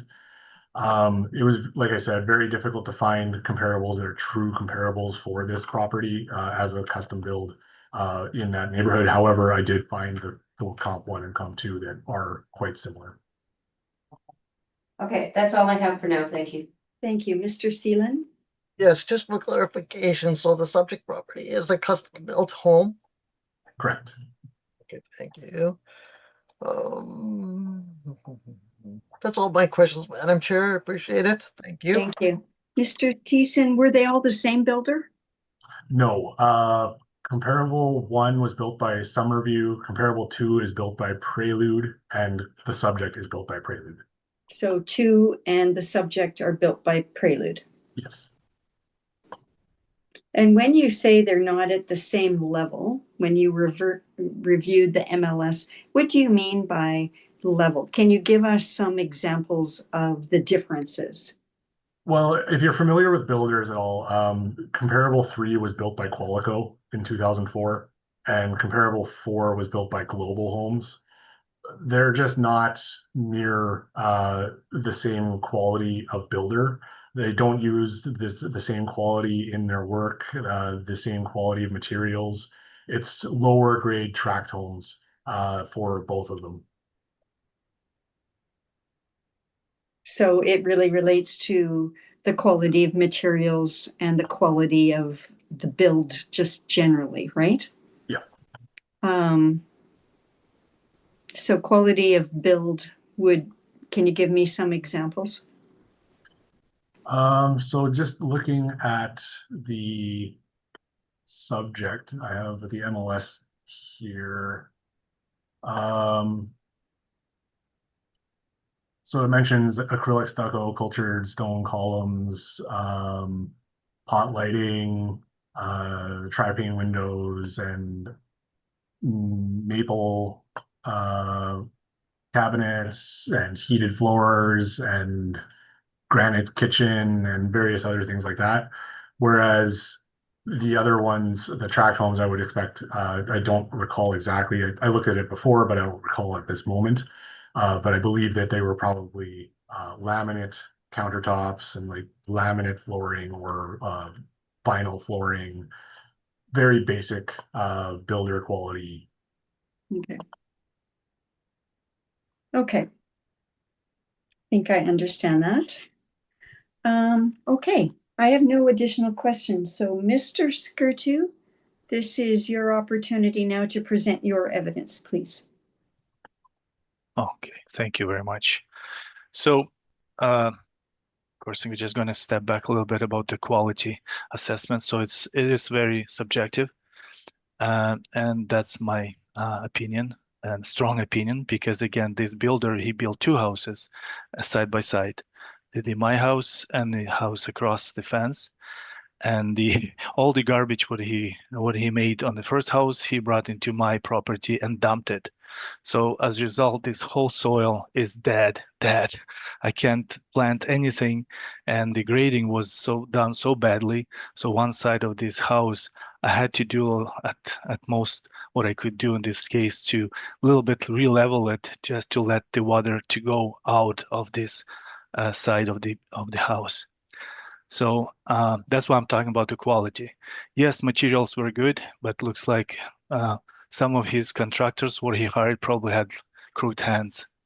That's my subjective feeling, because I had to redo the flooring, because I had to rip off the carpet, because carpet was done very badly and basically was all over the place. I had to just replace it. And this is just the idea what he's done. There's a lot of places when it has like walls are not straight. There's some, and again, I can't fix that. The windows in the basement so small, and there's only 3 windows, so he was greedy to put more windows. So that means the basement is not really useful for the basement. I can't fix that. And the basement is not finished for a couple reasons. I didn't want to finish it. First, it's very expensive. That's the first reason. Second, if I would do that, then I would probably make a bad move for the future buyers of this house, because in the winter, after winter time, on the spring, when the soil gets frozen, and I've seen a couple times, at least a couple times for the year, when the water gets in behind behind the wall. So, which I can't really find out where is that. I dug myself a little bit around the windows, that basement windows, just to try to have a more control over that. So this is about the quality. The thing about the lot shape, which I cannot really fix that thing either. So the lot shape is done so interesting way. So the house is sitting very deep in the lot. So that means the backyard, which is people mostly as a sellable feature, as a backyard, it's not useful. It's about 20 feet from the wall to the property line. You can't really put anything there, neither like sunroom or something which would increase the value of this house. And second thing, and the last, maybe not least, I asked the realtor to come and do the evaluation of this house if I would sell it, because I'm almost retired, so I'm thinking to sell it one day. And the realtor came in, and the like range what they gave me, of course, different strategies to sell it. It's between 600 and 630. So, and of course, the biggest impact on this range is the non-finished basement and the kind of very weird plan on the house. I mean, floor plan, because he created so many of those walk-in closets without any reasons. Let's say it's very unique. Of course, he can't fix that either. So initially, I was impressed when I was looking like, oh, look at that. There's a walk-in closet, but that thing was stealing the square footage from the normal bedrooms. So that means it's really narrowed the number of potential buyers, because now you need to find one who really likes that. So when you have on every bedroom, you have a walk-in closet, right? So all these kind of things is discovered by a realtor. So as a professional, so she knows much better what's going to be sold. That's why my point is, so we need to be realistic. And if 663 is the real value, then that's not really going to happen for sure. And I would say the real range is between 600 and 630, and I agree with the realtor here. So again, I appreciate the assessment steps, what the assessor done, and but again, the reality sometimes makes some adjustment, and this is my property, my house where I live, and these numbers needs to be real numbers. What else I can say? Just give me a second. I just want to jump to that email because my memory is not perfect. Okay, so I said about the side grading. So the one side is grading is toward the house, and of course I'm pretty sure that's going to cost a while, a lot, when if I want to do the regrading and let the water to get out. And the unfinished basement, I said that. Natural lights, I said that. Lot shape, I said that. That's about it. Thank you very much for listening. Thank you very much. Mr. Thiessen, questions for Mr. Skirtu? Yes, thank you.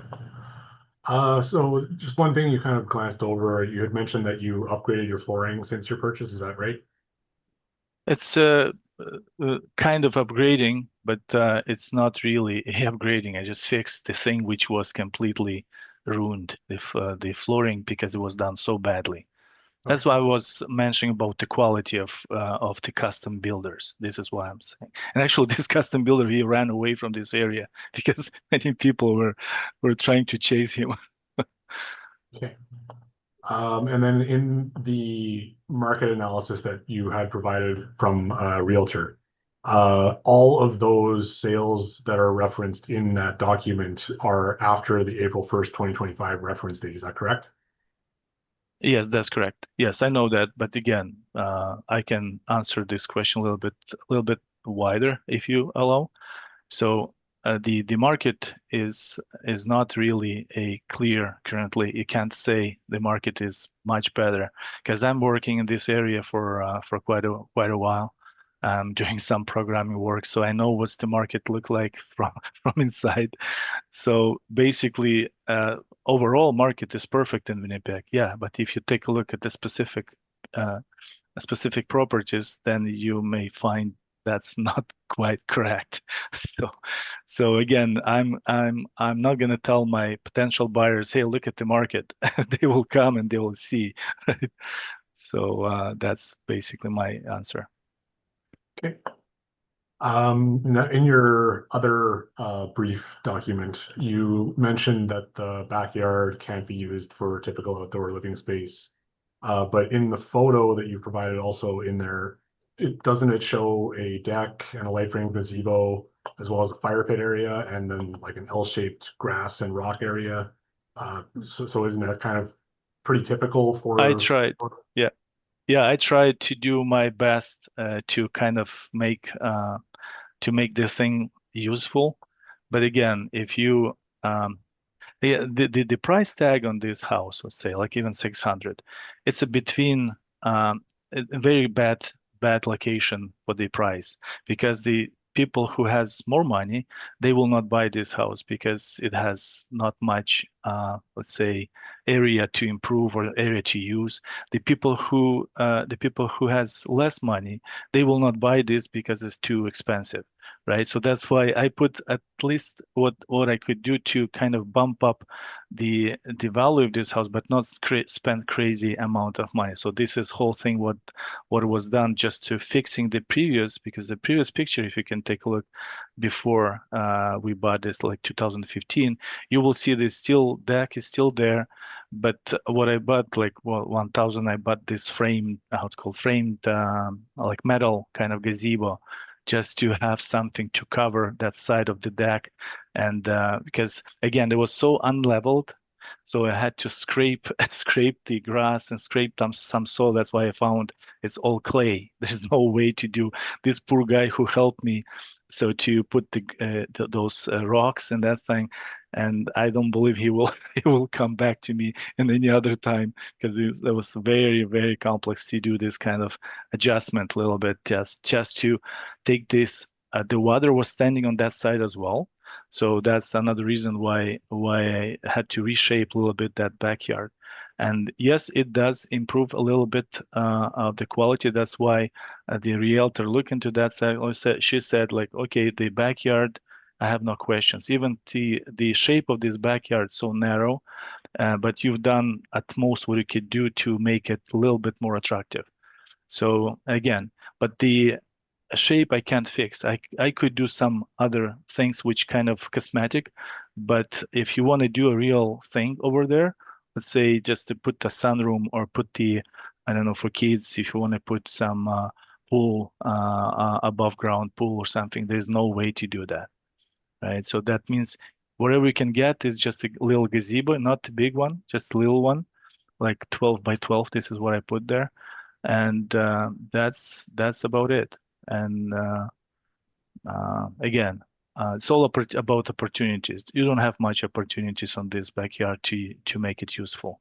So for two of us, whoever who lives here, that's okay. But if you want to have kids and have this, like, the value of this house does not match, I would say, with the backyard, because they have almost 2,000 square feet of house, which you can't really use inside because of this stupid shape of the flooring or the floor plan. Then also the backyard, yes, you have it, but it's so narrow and wide, you can't use it either very well. So that means you have very little room of usage of this, right? So that's what was my point, is the shape of this lot is not giving you much. Because, for example, I can't use for comparison, but I just want to give you, if you have a square type of shape, even smaller in square footage, but like my neighbors, one to my left side, has a much more usage. Even the size of the size of square footage of the backyard is much smaller.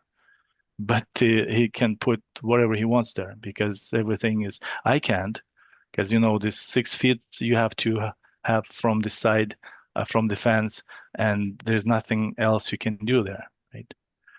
So this is about backyard. Okay.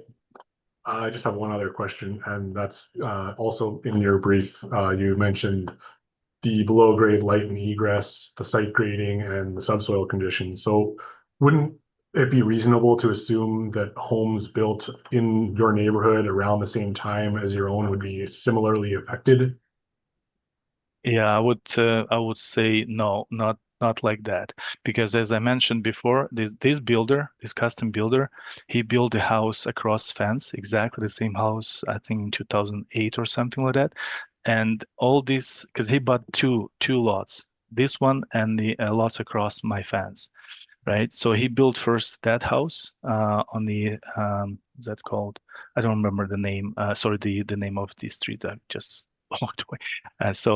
And what he did, he just kind of dumped everything on this property, and the houses beside me, wherever I asked them, like, do you guys have any issues with your soil? No one had, because I have no way of. I even though I put little tree, I have to dig. I don't know, using like I don't know what kind of power you need to have like 1 meter in the diameter something to plant, because this everything is like debris of the construction and clay. There's nothing there. There's only maybe 3 inches, 2 inches of the topsoil on top of that thing, and that's all what I have, right? So that's what I'm saying. And the water probably does not evaporate properly on that one side of this house because there's no way to evaporate down. It just sits there. It doesn't go anywhere. And the grading actually makes that thing even worse because the grading done not quite properly, and it goes it goes to the window. So that's basically it's all together. Let's say I don't have the soil enough, or the soil for the plants or to the trees, or if I want to plant, there's no way to plant anything there. And my neighbors, they have no such issues. That's guaranteed, because that's the first thing what I was asking, is that just me or they all have issues here with that? Looks like it's just me. So could you definitively say that none of the comparables that I provided would be similarly affected? I would say it's not such like yes or no. It's I would say this is not clear. It's not exactly what I would say. The comparable is okay for the years. It's okay for the numbers. Let's say numbers of bedrooms, number of this one, this is square footage. This is all correct. But what I'm saying, if you could come here and if you would see exactly, of course you can't, but yeah, as I said, I appreciate your work, what you've done, but I'm saying what I see from my side is not quite what the number says. Okay, I have no further questions. Thank you. Thank you very much. Mr. Seelan, questions for the applicant? Yes, did you have this house custom built or did you just purchase this house new? I bought it as a second hand, I'll say. And okay, thank you. Has anyone inspected your water issues that you have? And have you had any contractors come out and look at the issues you have with drainage and things? Yeah, that would be great if I would do that, but not. Unfortunately, I'm kind of cheap, trying to fix everything myself.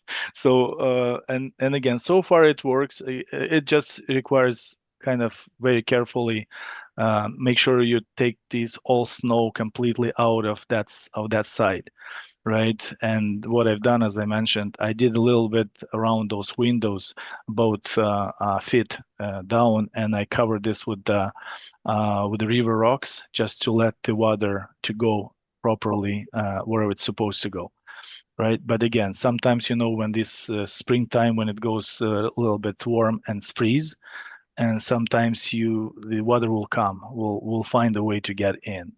So that's basically why, if the grading would be done properly, it would be much harder water to get in, right? Mhm. So some stuff I can do myself, but like a grading, that would be a lot of work if I would do this myself. So that definitely I need to either sell this house, unfortunately, or hire a contractor to do the regrading on that side. Mhm. Yeah, but I have not done any estimation or something like that, how much that would cost, but I'm pretty sure that's going to cost quite a few dollars. And the house itself, the actual condition of the house at this point, as far as the reference date, Mhm. what would you say the condition is? Your house, is it fair? Is it good? Is it excellent? What would you say? I would say good. Yeah, just to be honest, I would say good. Again, it's good for me because I kept it in the good shape with the tools and the money what I had. Right? So basically, I would not say it's so bad. No. So I had the issues. Let's say when we had a couple of years ago, we had like a very strong sideways rain. So I got water dripping from the top of the windows. Then I found the reason because the custom builder he didn't do properly work on the roof, so the eaves was connected too close to the roof line, and as a result, some some soil or wherever some stuff was stuck there. And as a result, water didn't go properly in the proper flow. And as a result, it will go inside of the house because of the wind and because of the strong water stream. So I was fixing this myself, right? So, but there's no way to find that thing until you got into this issue. And the issue was, again, the custom built, because this guy sometimes didn't do things properly. Even my lack of construction skills, I found this fix myself, so just make it a little bit wider to let the water go, not accumulate in one spot, because otherwise it will find a way to get in. Thank you. That's all my questions, Madam Chair. Thank you, Mr. Seelan. Ms. Redmond, questions? A couple. I wonder if the seepage that you're having in your basement, do you suspect that there might be some foundation issues? Thanks God. The foundation, what I see, it's only floor. The floor has any cracks. That was the buying feature for me when I was looking at this house to buy this. So the floor is good. I can't say anything about the walls because they all there's a spray of the foam, so I didn't see that walls. But I'm pretty sure these kind of basements made that way, so the water can come from completely different side. It will still find a way to get in.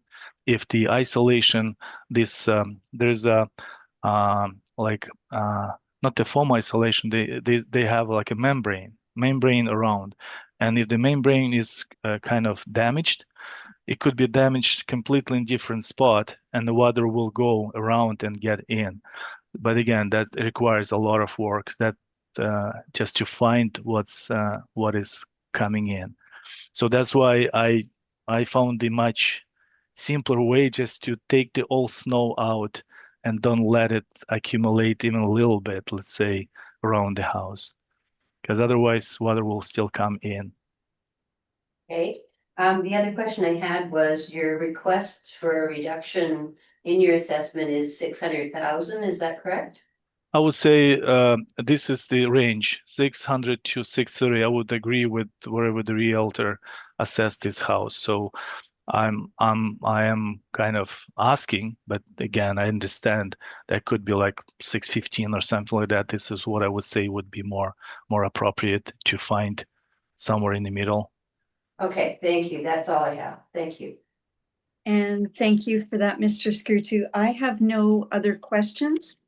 So I appreciate your submission today and for taking the time to talk to us. And you will have our decision shortly. Okay? Okay. Thank you very much. Thank you. Have a great day. You too. Okay, bye-bye. All right, let's move to item 14. This is 40 Creekside Road. Sure, Madam Chair. Just admitting the applicant now on Zoom. Thank you. Okay, good morning, Mr. Chang. Can you hear us and see us okay? All right, let's move to item 14. Hi. Yeah, can you just turn on your camera? And I think you might have YouTube in the background. If you could just mute Sure, that. yeah, I'll turn it on. Cheers. Thanks very Thank much. you. And Mr. Chang, thank you for your patience. No It's been problem. a long morning for you, I know. So before we start, let's get you sworn in. Okay, Mr. Applicant, please state your full name. Or sorry, Mr. Chen, please state your full name. I'm sorry? Could you please state your full name?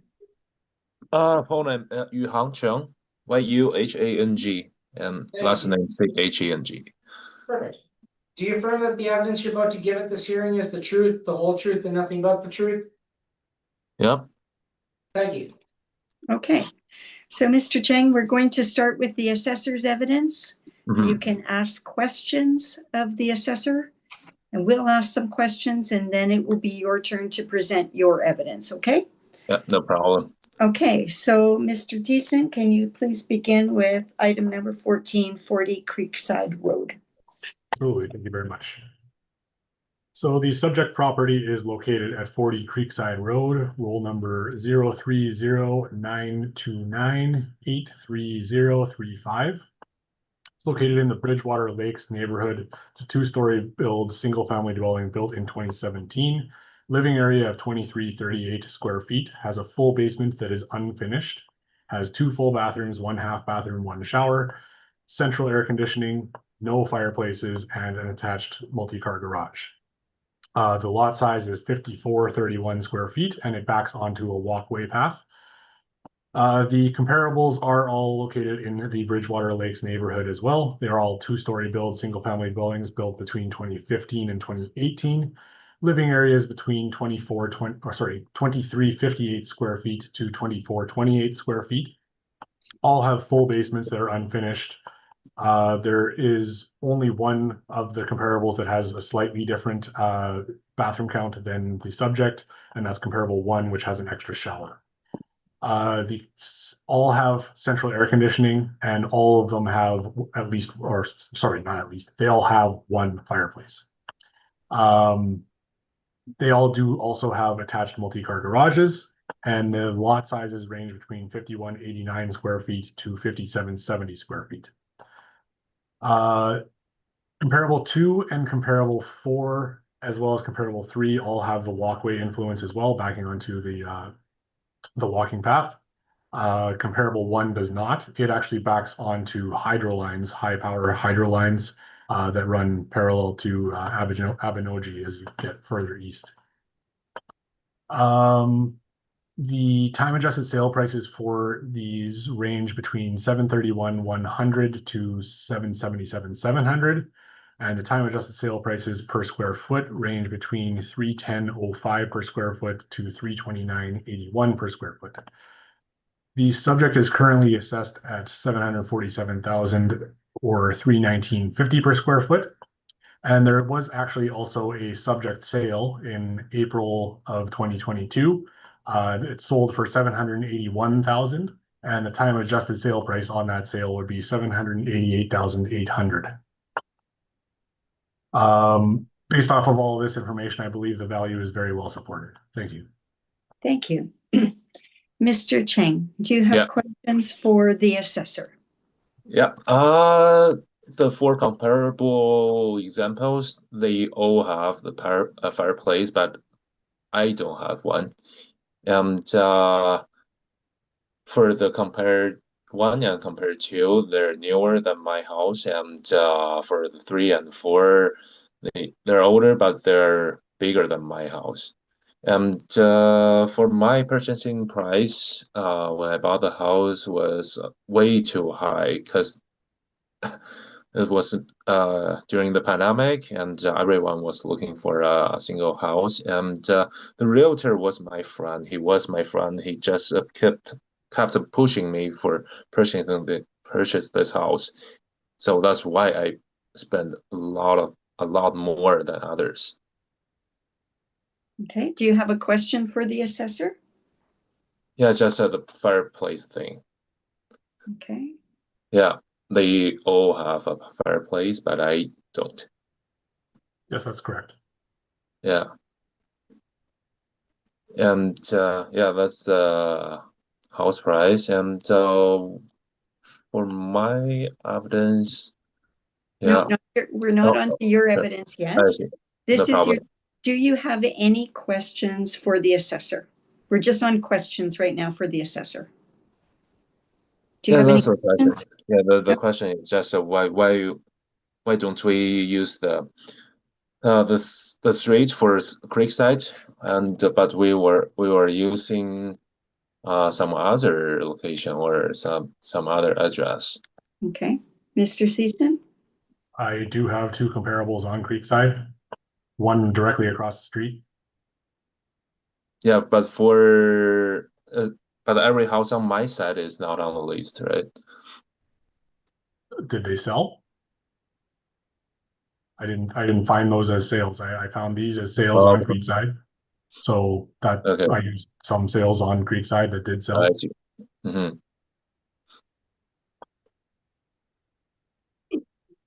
Okay, any other questions, Mr. Cheng? Nope. Okay, thank you. Ms. Redmond, questions?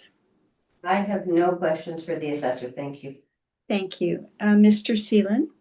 Yes, does a fireplace change the value much in a home if one has one compared to if one doesn't have a fireplace? I wouldn't say it would be incredibly significant, likely under $10,000, probably even significantly lower than that. But again, it's difficult to say depending on the situation, depending on the neighborhood, depending on the build, and how much actual value it would be. That's fair. A walkway influence, is that a positive thing or would that be seen as a negative influence? I think it probably depends a lot on kind of what the green space type situation might be. It would, I think it likely would have a positive influence. I can't really attribute an exact value to it, but I think it would likely be a positive influence because you gain a little bit of extra green space between your house and the house behind you. So that might be a positive idea for many people, but it's tough to say and very difficult to quantify. Understood. Thanks very much. That's all my questions, Madam Chair. Thank you.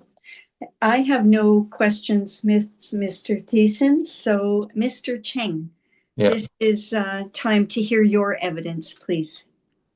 Okay, give me 1 second. Oh, for the evidence from Yes. the assessor, and I see the location, and for the compare 3 is 39 Timbercrest. Yeah, that location is in a bay, and which means will be quieter than my house location is on the road, will be noisier on my side. And for the comparable for number 4, 172 Eagle View, it's very close to the fountain, right? That's why the price could be high than mine, but yeah. And for my evidence, give me a sec, please.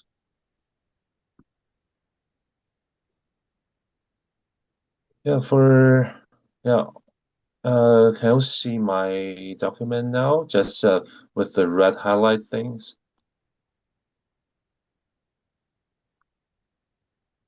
Okay. Yeah. Any particular page you'd like us to go to? Let's just go to from the first one and the 236 Windflower Road, and yeah, the similar size, right? Living area size, and it's newer than my house, and the sale price is just 683, right? And 272 Willow Creek, yeah, same size, just from 2023, and sale price 657. Yeah, all can all these examples. And for the last few pages, 32 Creekside Road. Yeah, assess the value 650 58. It is smaller than mine, but there's about 100,000 difference between this assessed value and mine. And for 50 Creekside Road, bigger than my house, and the value is still lower than mine, and even newer. Yeah, Creekside, just my neighbor. Yeah, exactly the same size, and 2 years newer than my assessed value is still lower. Yeah, all this kind of evidence.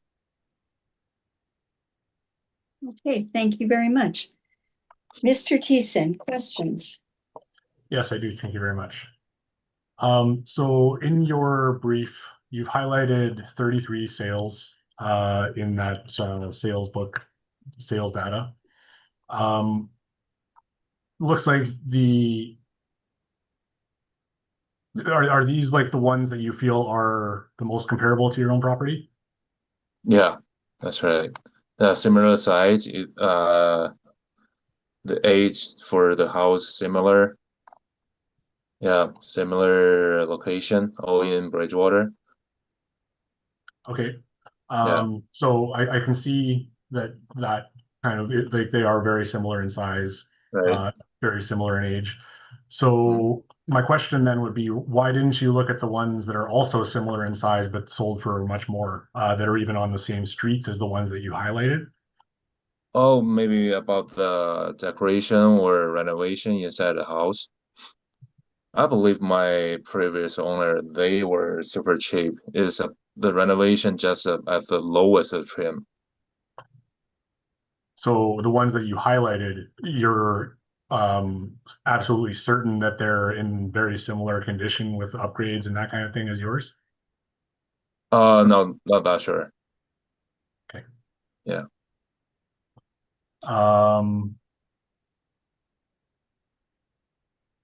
And then for the first 2 pages of Yep. of those sales data, those are all in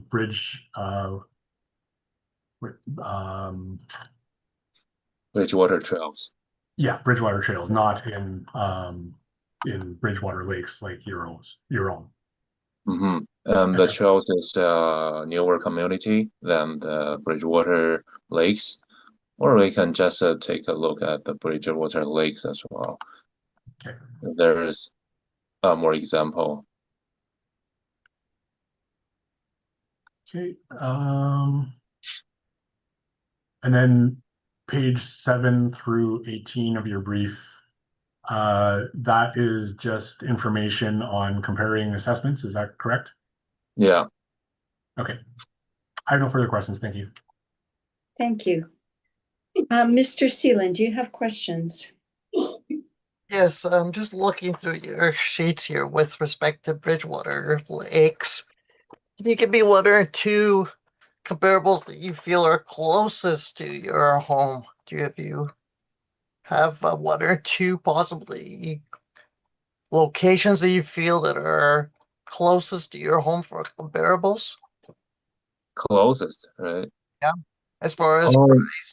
I didn't find the sale price on the website for my neighbor. Is just next door on my wife's side.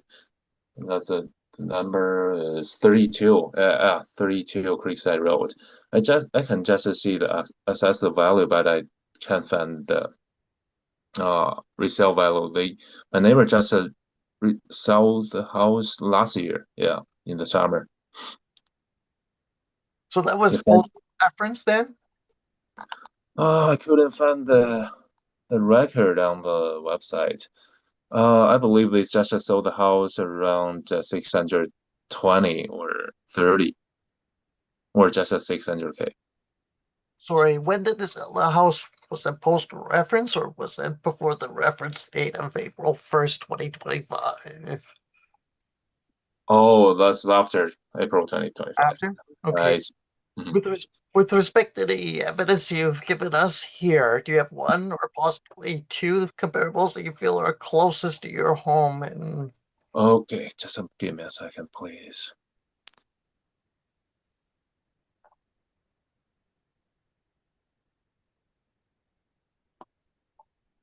Found one here is the page 6, 83 Blue Meadow Road. yes, Yeah, it's 2317 square foot, and resale it in 2023. The price just 661. It's very close.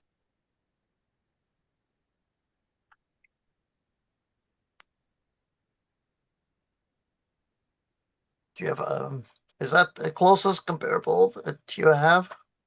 Uh,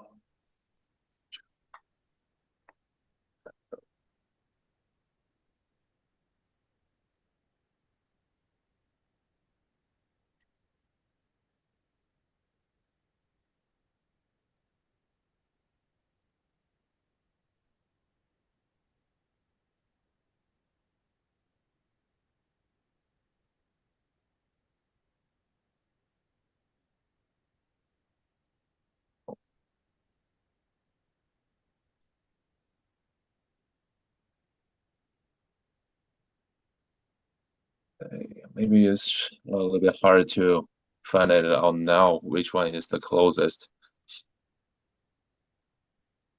Have you actually seen this house, Blue Meadow Road home, the 83? Have you actually seen the house itself? Which one? Sorry.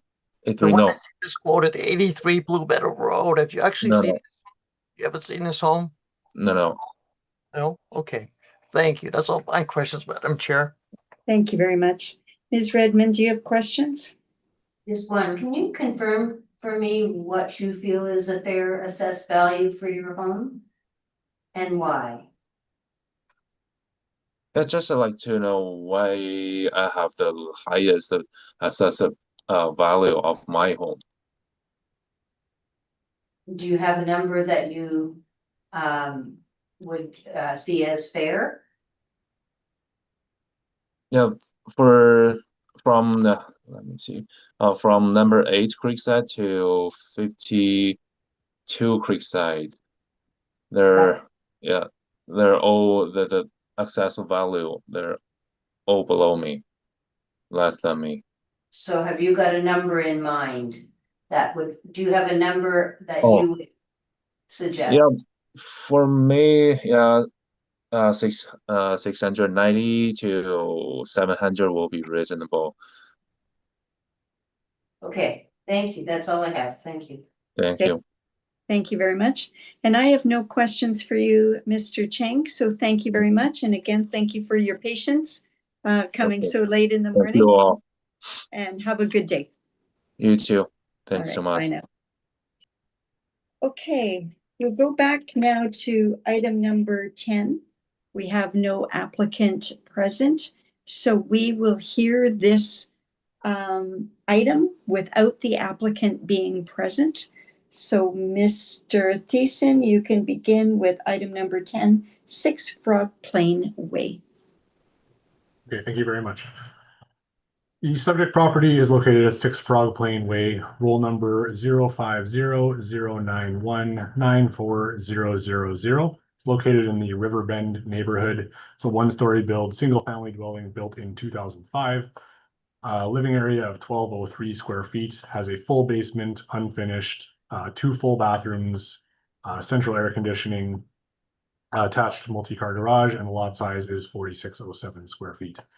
I have provided the comparables on the comparable sheet. They're all located in the Riverbend neighborhood, one-story build, single-family dwellings, and everything else is listed on that comparable sheet. The time adjusted sale price range is $473,500 to $509,700, and the time adjusted per square foot is $393.93 per square foot to $421.81 per square foot. Current assessed value is $459,000 or $381.55 per square foot, and I believe that value is supported. Thank you. Thank you very much. Ms. Redmond, any questions on item number 10? The only one I think I have is that I see that comp 1 and comp 2 have some differences. Comp 1 is no central air. Comp 2 has a fireplace. Would that make a significant difference in those properties? I wouldn't think they would make significant differences, likely each under $10,000. It's tough to say exactly, again, quantifying that value. It depends on the bill, depends on the situation, where it is, all that kind of information. So I can't quantify it exactly, but it wouldn't be like a major difference. And the other one was that there is no finished basement in the subject property. Yep. So that would, I think you said in a previous one that there was an amount that you suggested that. Yeah, again, it's going to be highly variable. It depends on the situation of the quality of the basement finish, how much area there is of the basement finish. And in this case, actually, with comparable 3, there's only 160 square feet of basement finish. There's only 1 bedroom. So like that would add much less than a fully finished basement. I see. So that's why it's very hard to say like what the actual dollar value would be. Thank you. That's all I have. Thank you. Mr. Seelan? Have you inspected these properties? I reviewed the MLSs. I haven't actually been to the properties. And I would assume this is all model driven with respect to the numbers here. Right now, this is the model value, but I have done an independent review of the value and I believe it's supported. Thank you. That's all my questions, Madam Chair. Thank you. I have no questions, Mr. Thiessen, so that concludes item 10. And now item 11, this is 7 River West Road. Again, we have no applicant present, so we will hear the matter without the applicant being present. Mr. Thiessen. Thank you. So the subject property is 7 River West Road, rule number 050-035-84000, located in the Riverbend neighborhood, 1-story build, single-family dwelling built in 1992. Living area of 1147 square feet, has a full basement that is finished, 3 full bathrooms, central air conditioning, attached garage, multi-car garage, and a lot size of 55 square feet. The comparables are all 1-story builds, single-family dwellings built in the Riverbend neighborhood as well, and they're listed on the comparable sheet that I provided. Any differences between those properties, which there aren't too many significant differences in this case. The time-adjusted sale prices range between $492,300 to $513,500. And the time-adjusted sale prices per square foot range between $416.15 per square foot to $447.69 per square foot.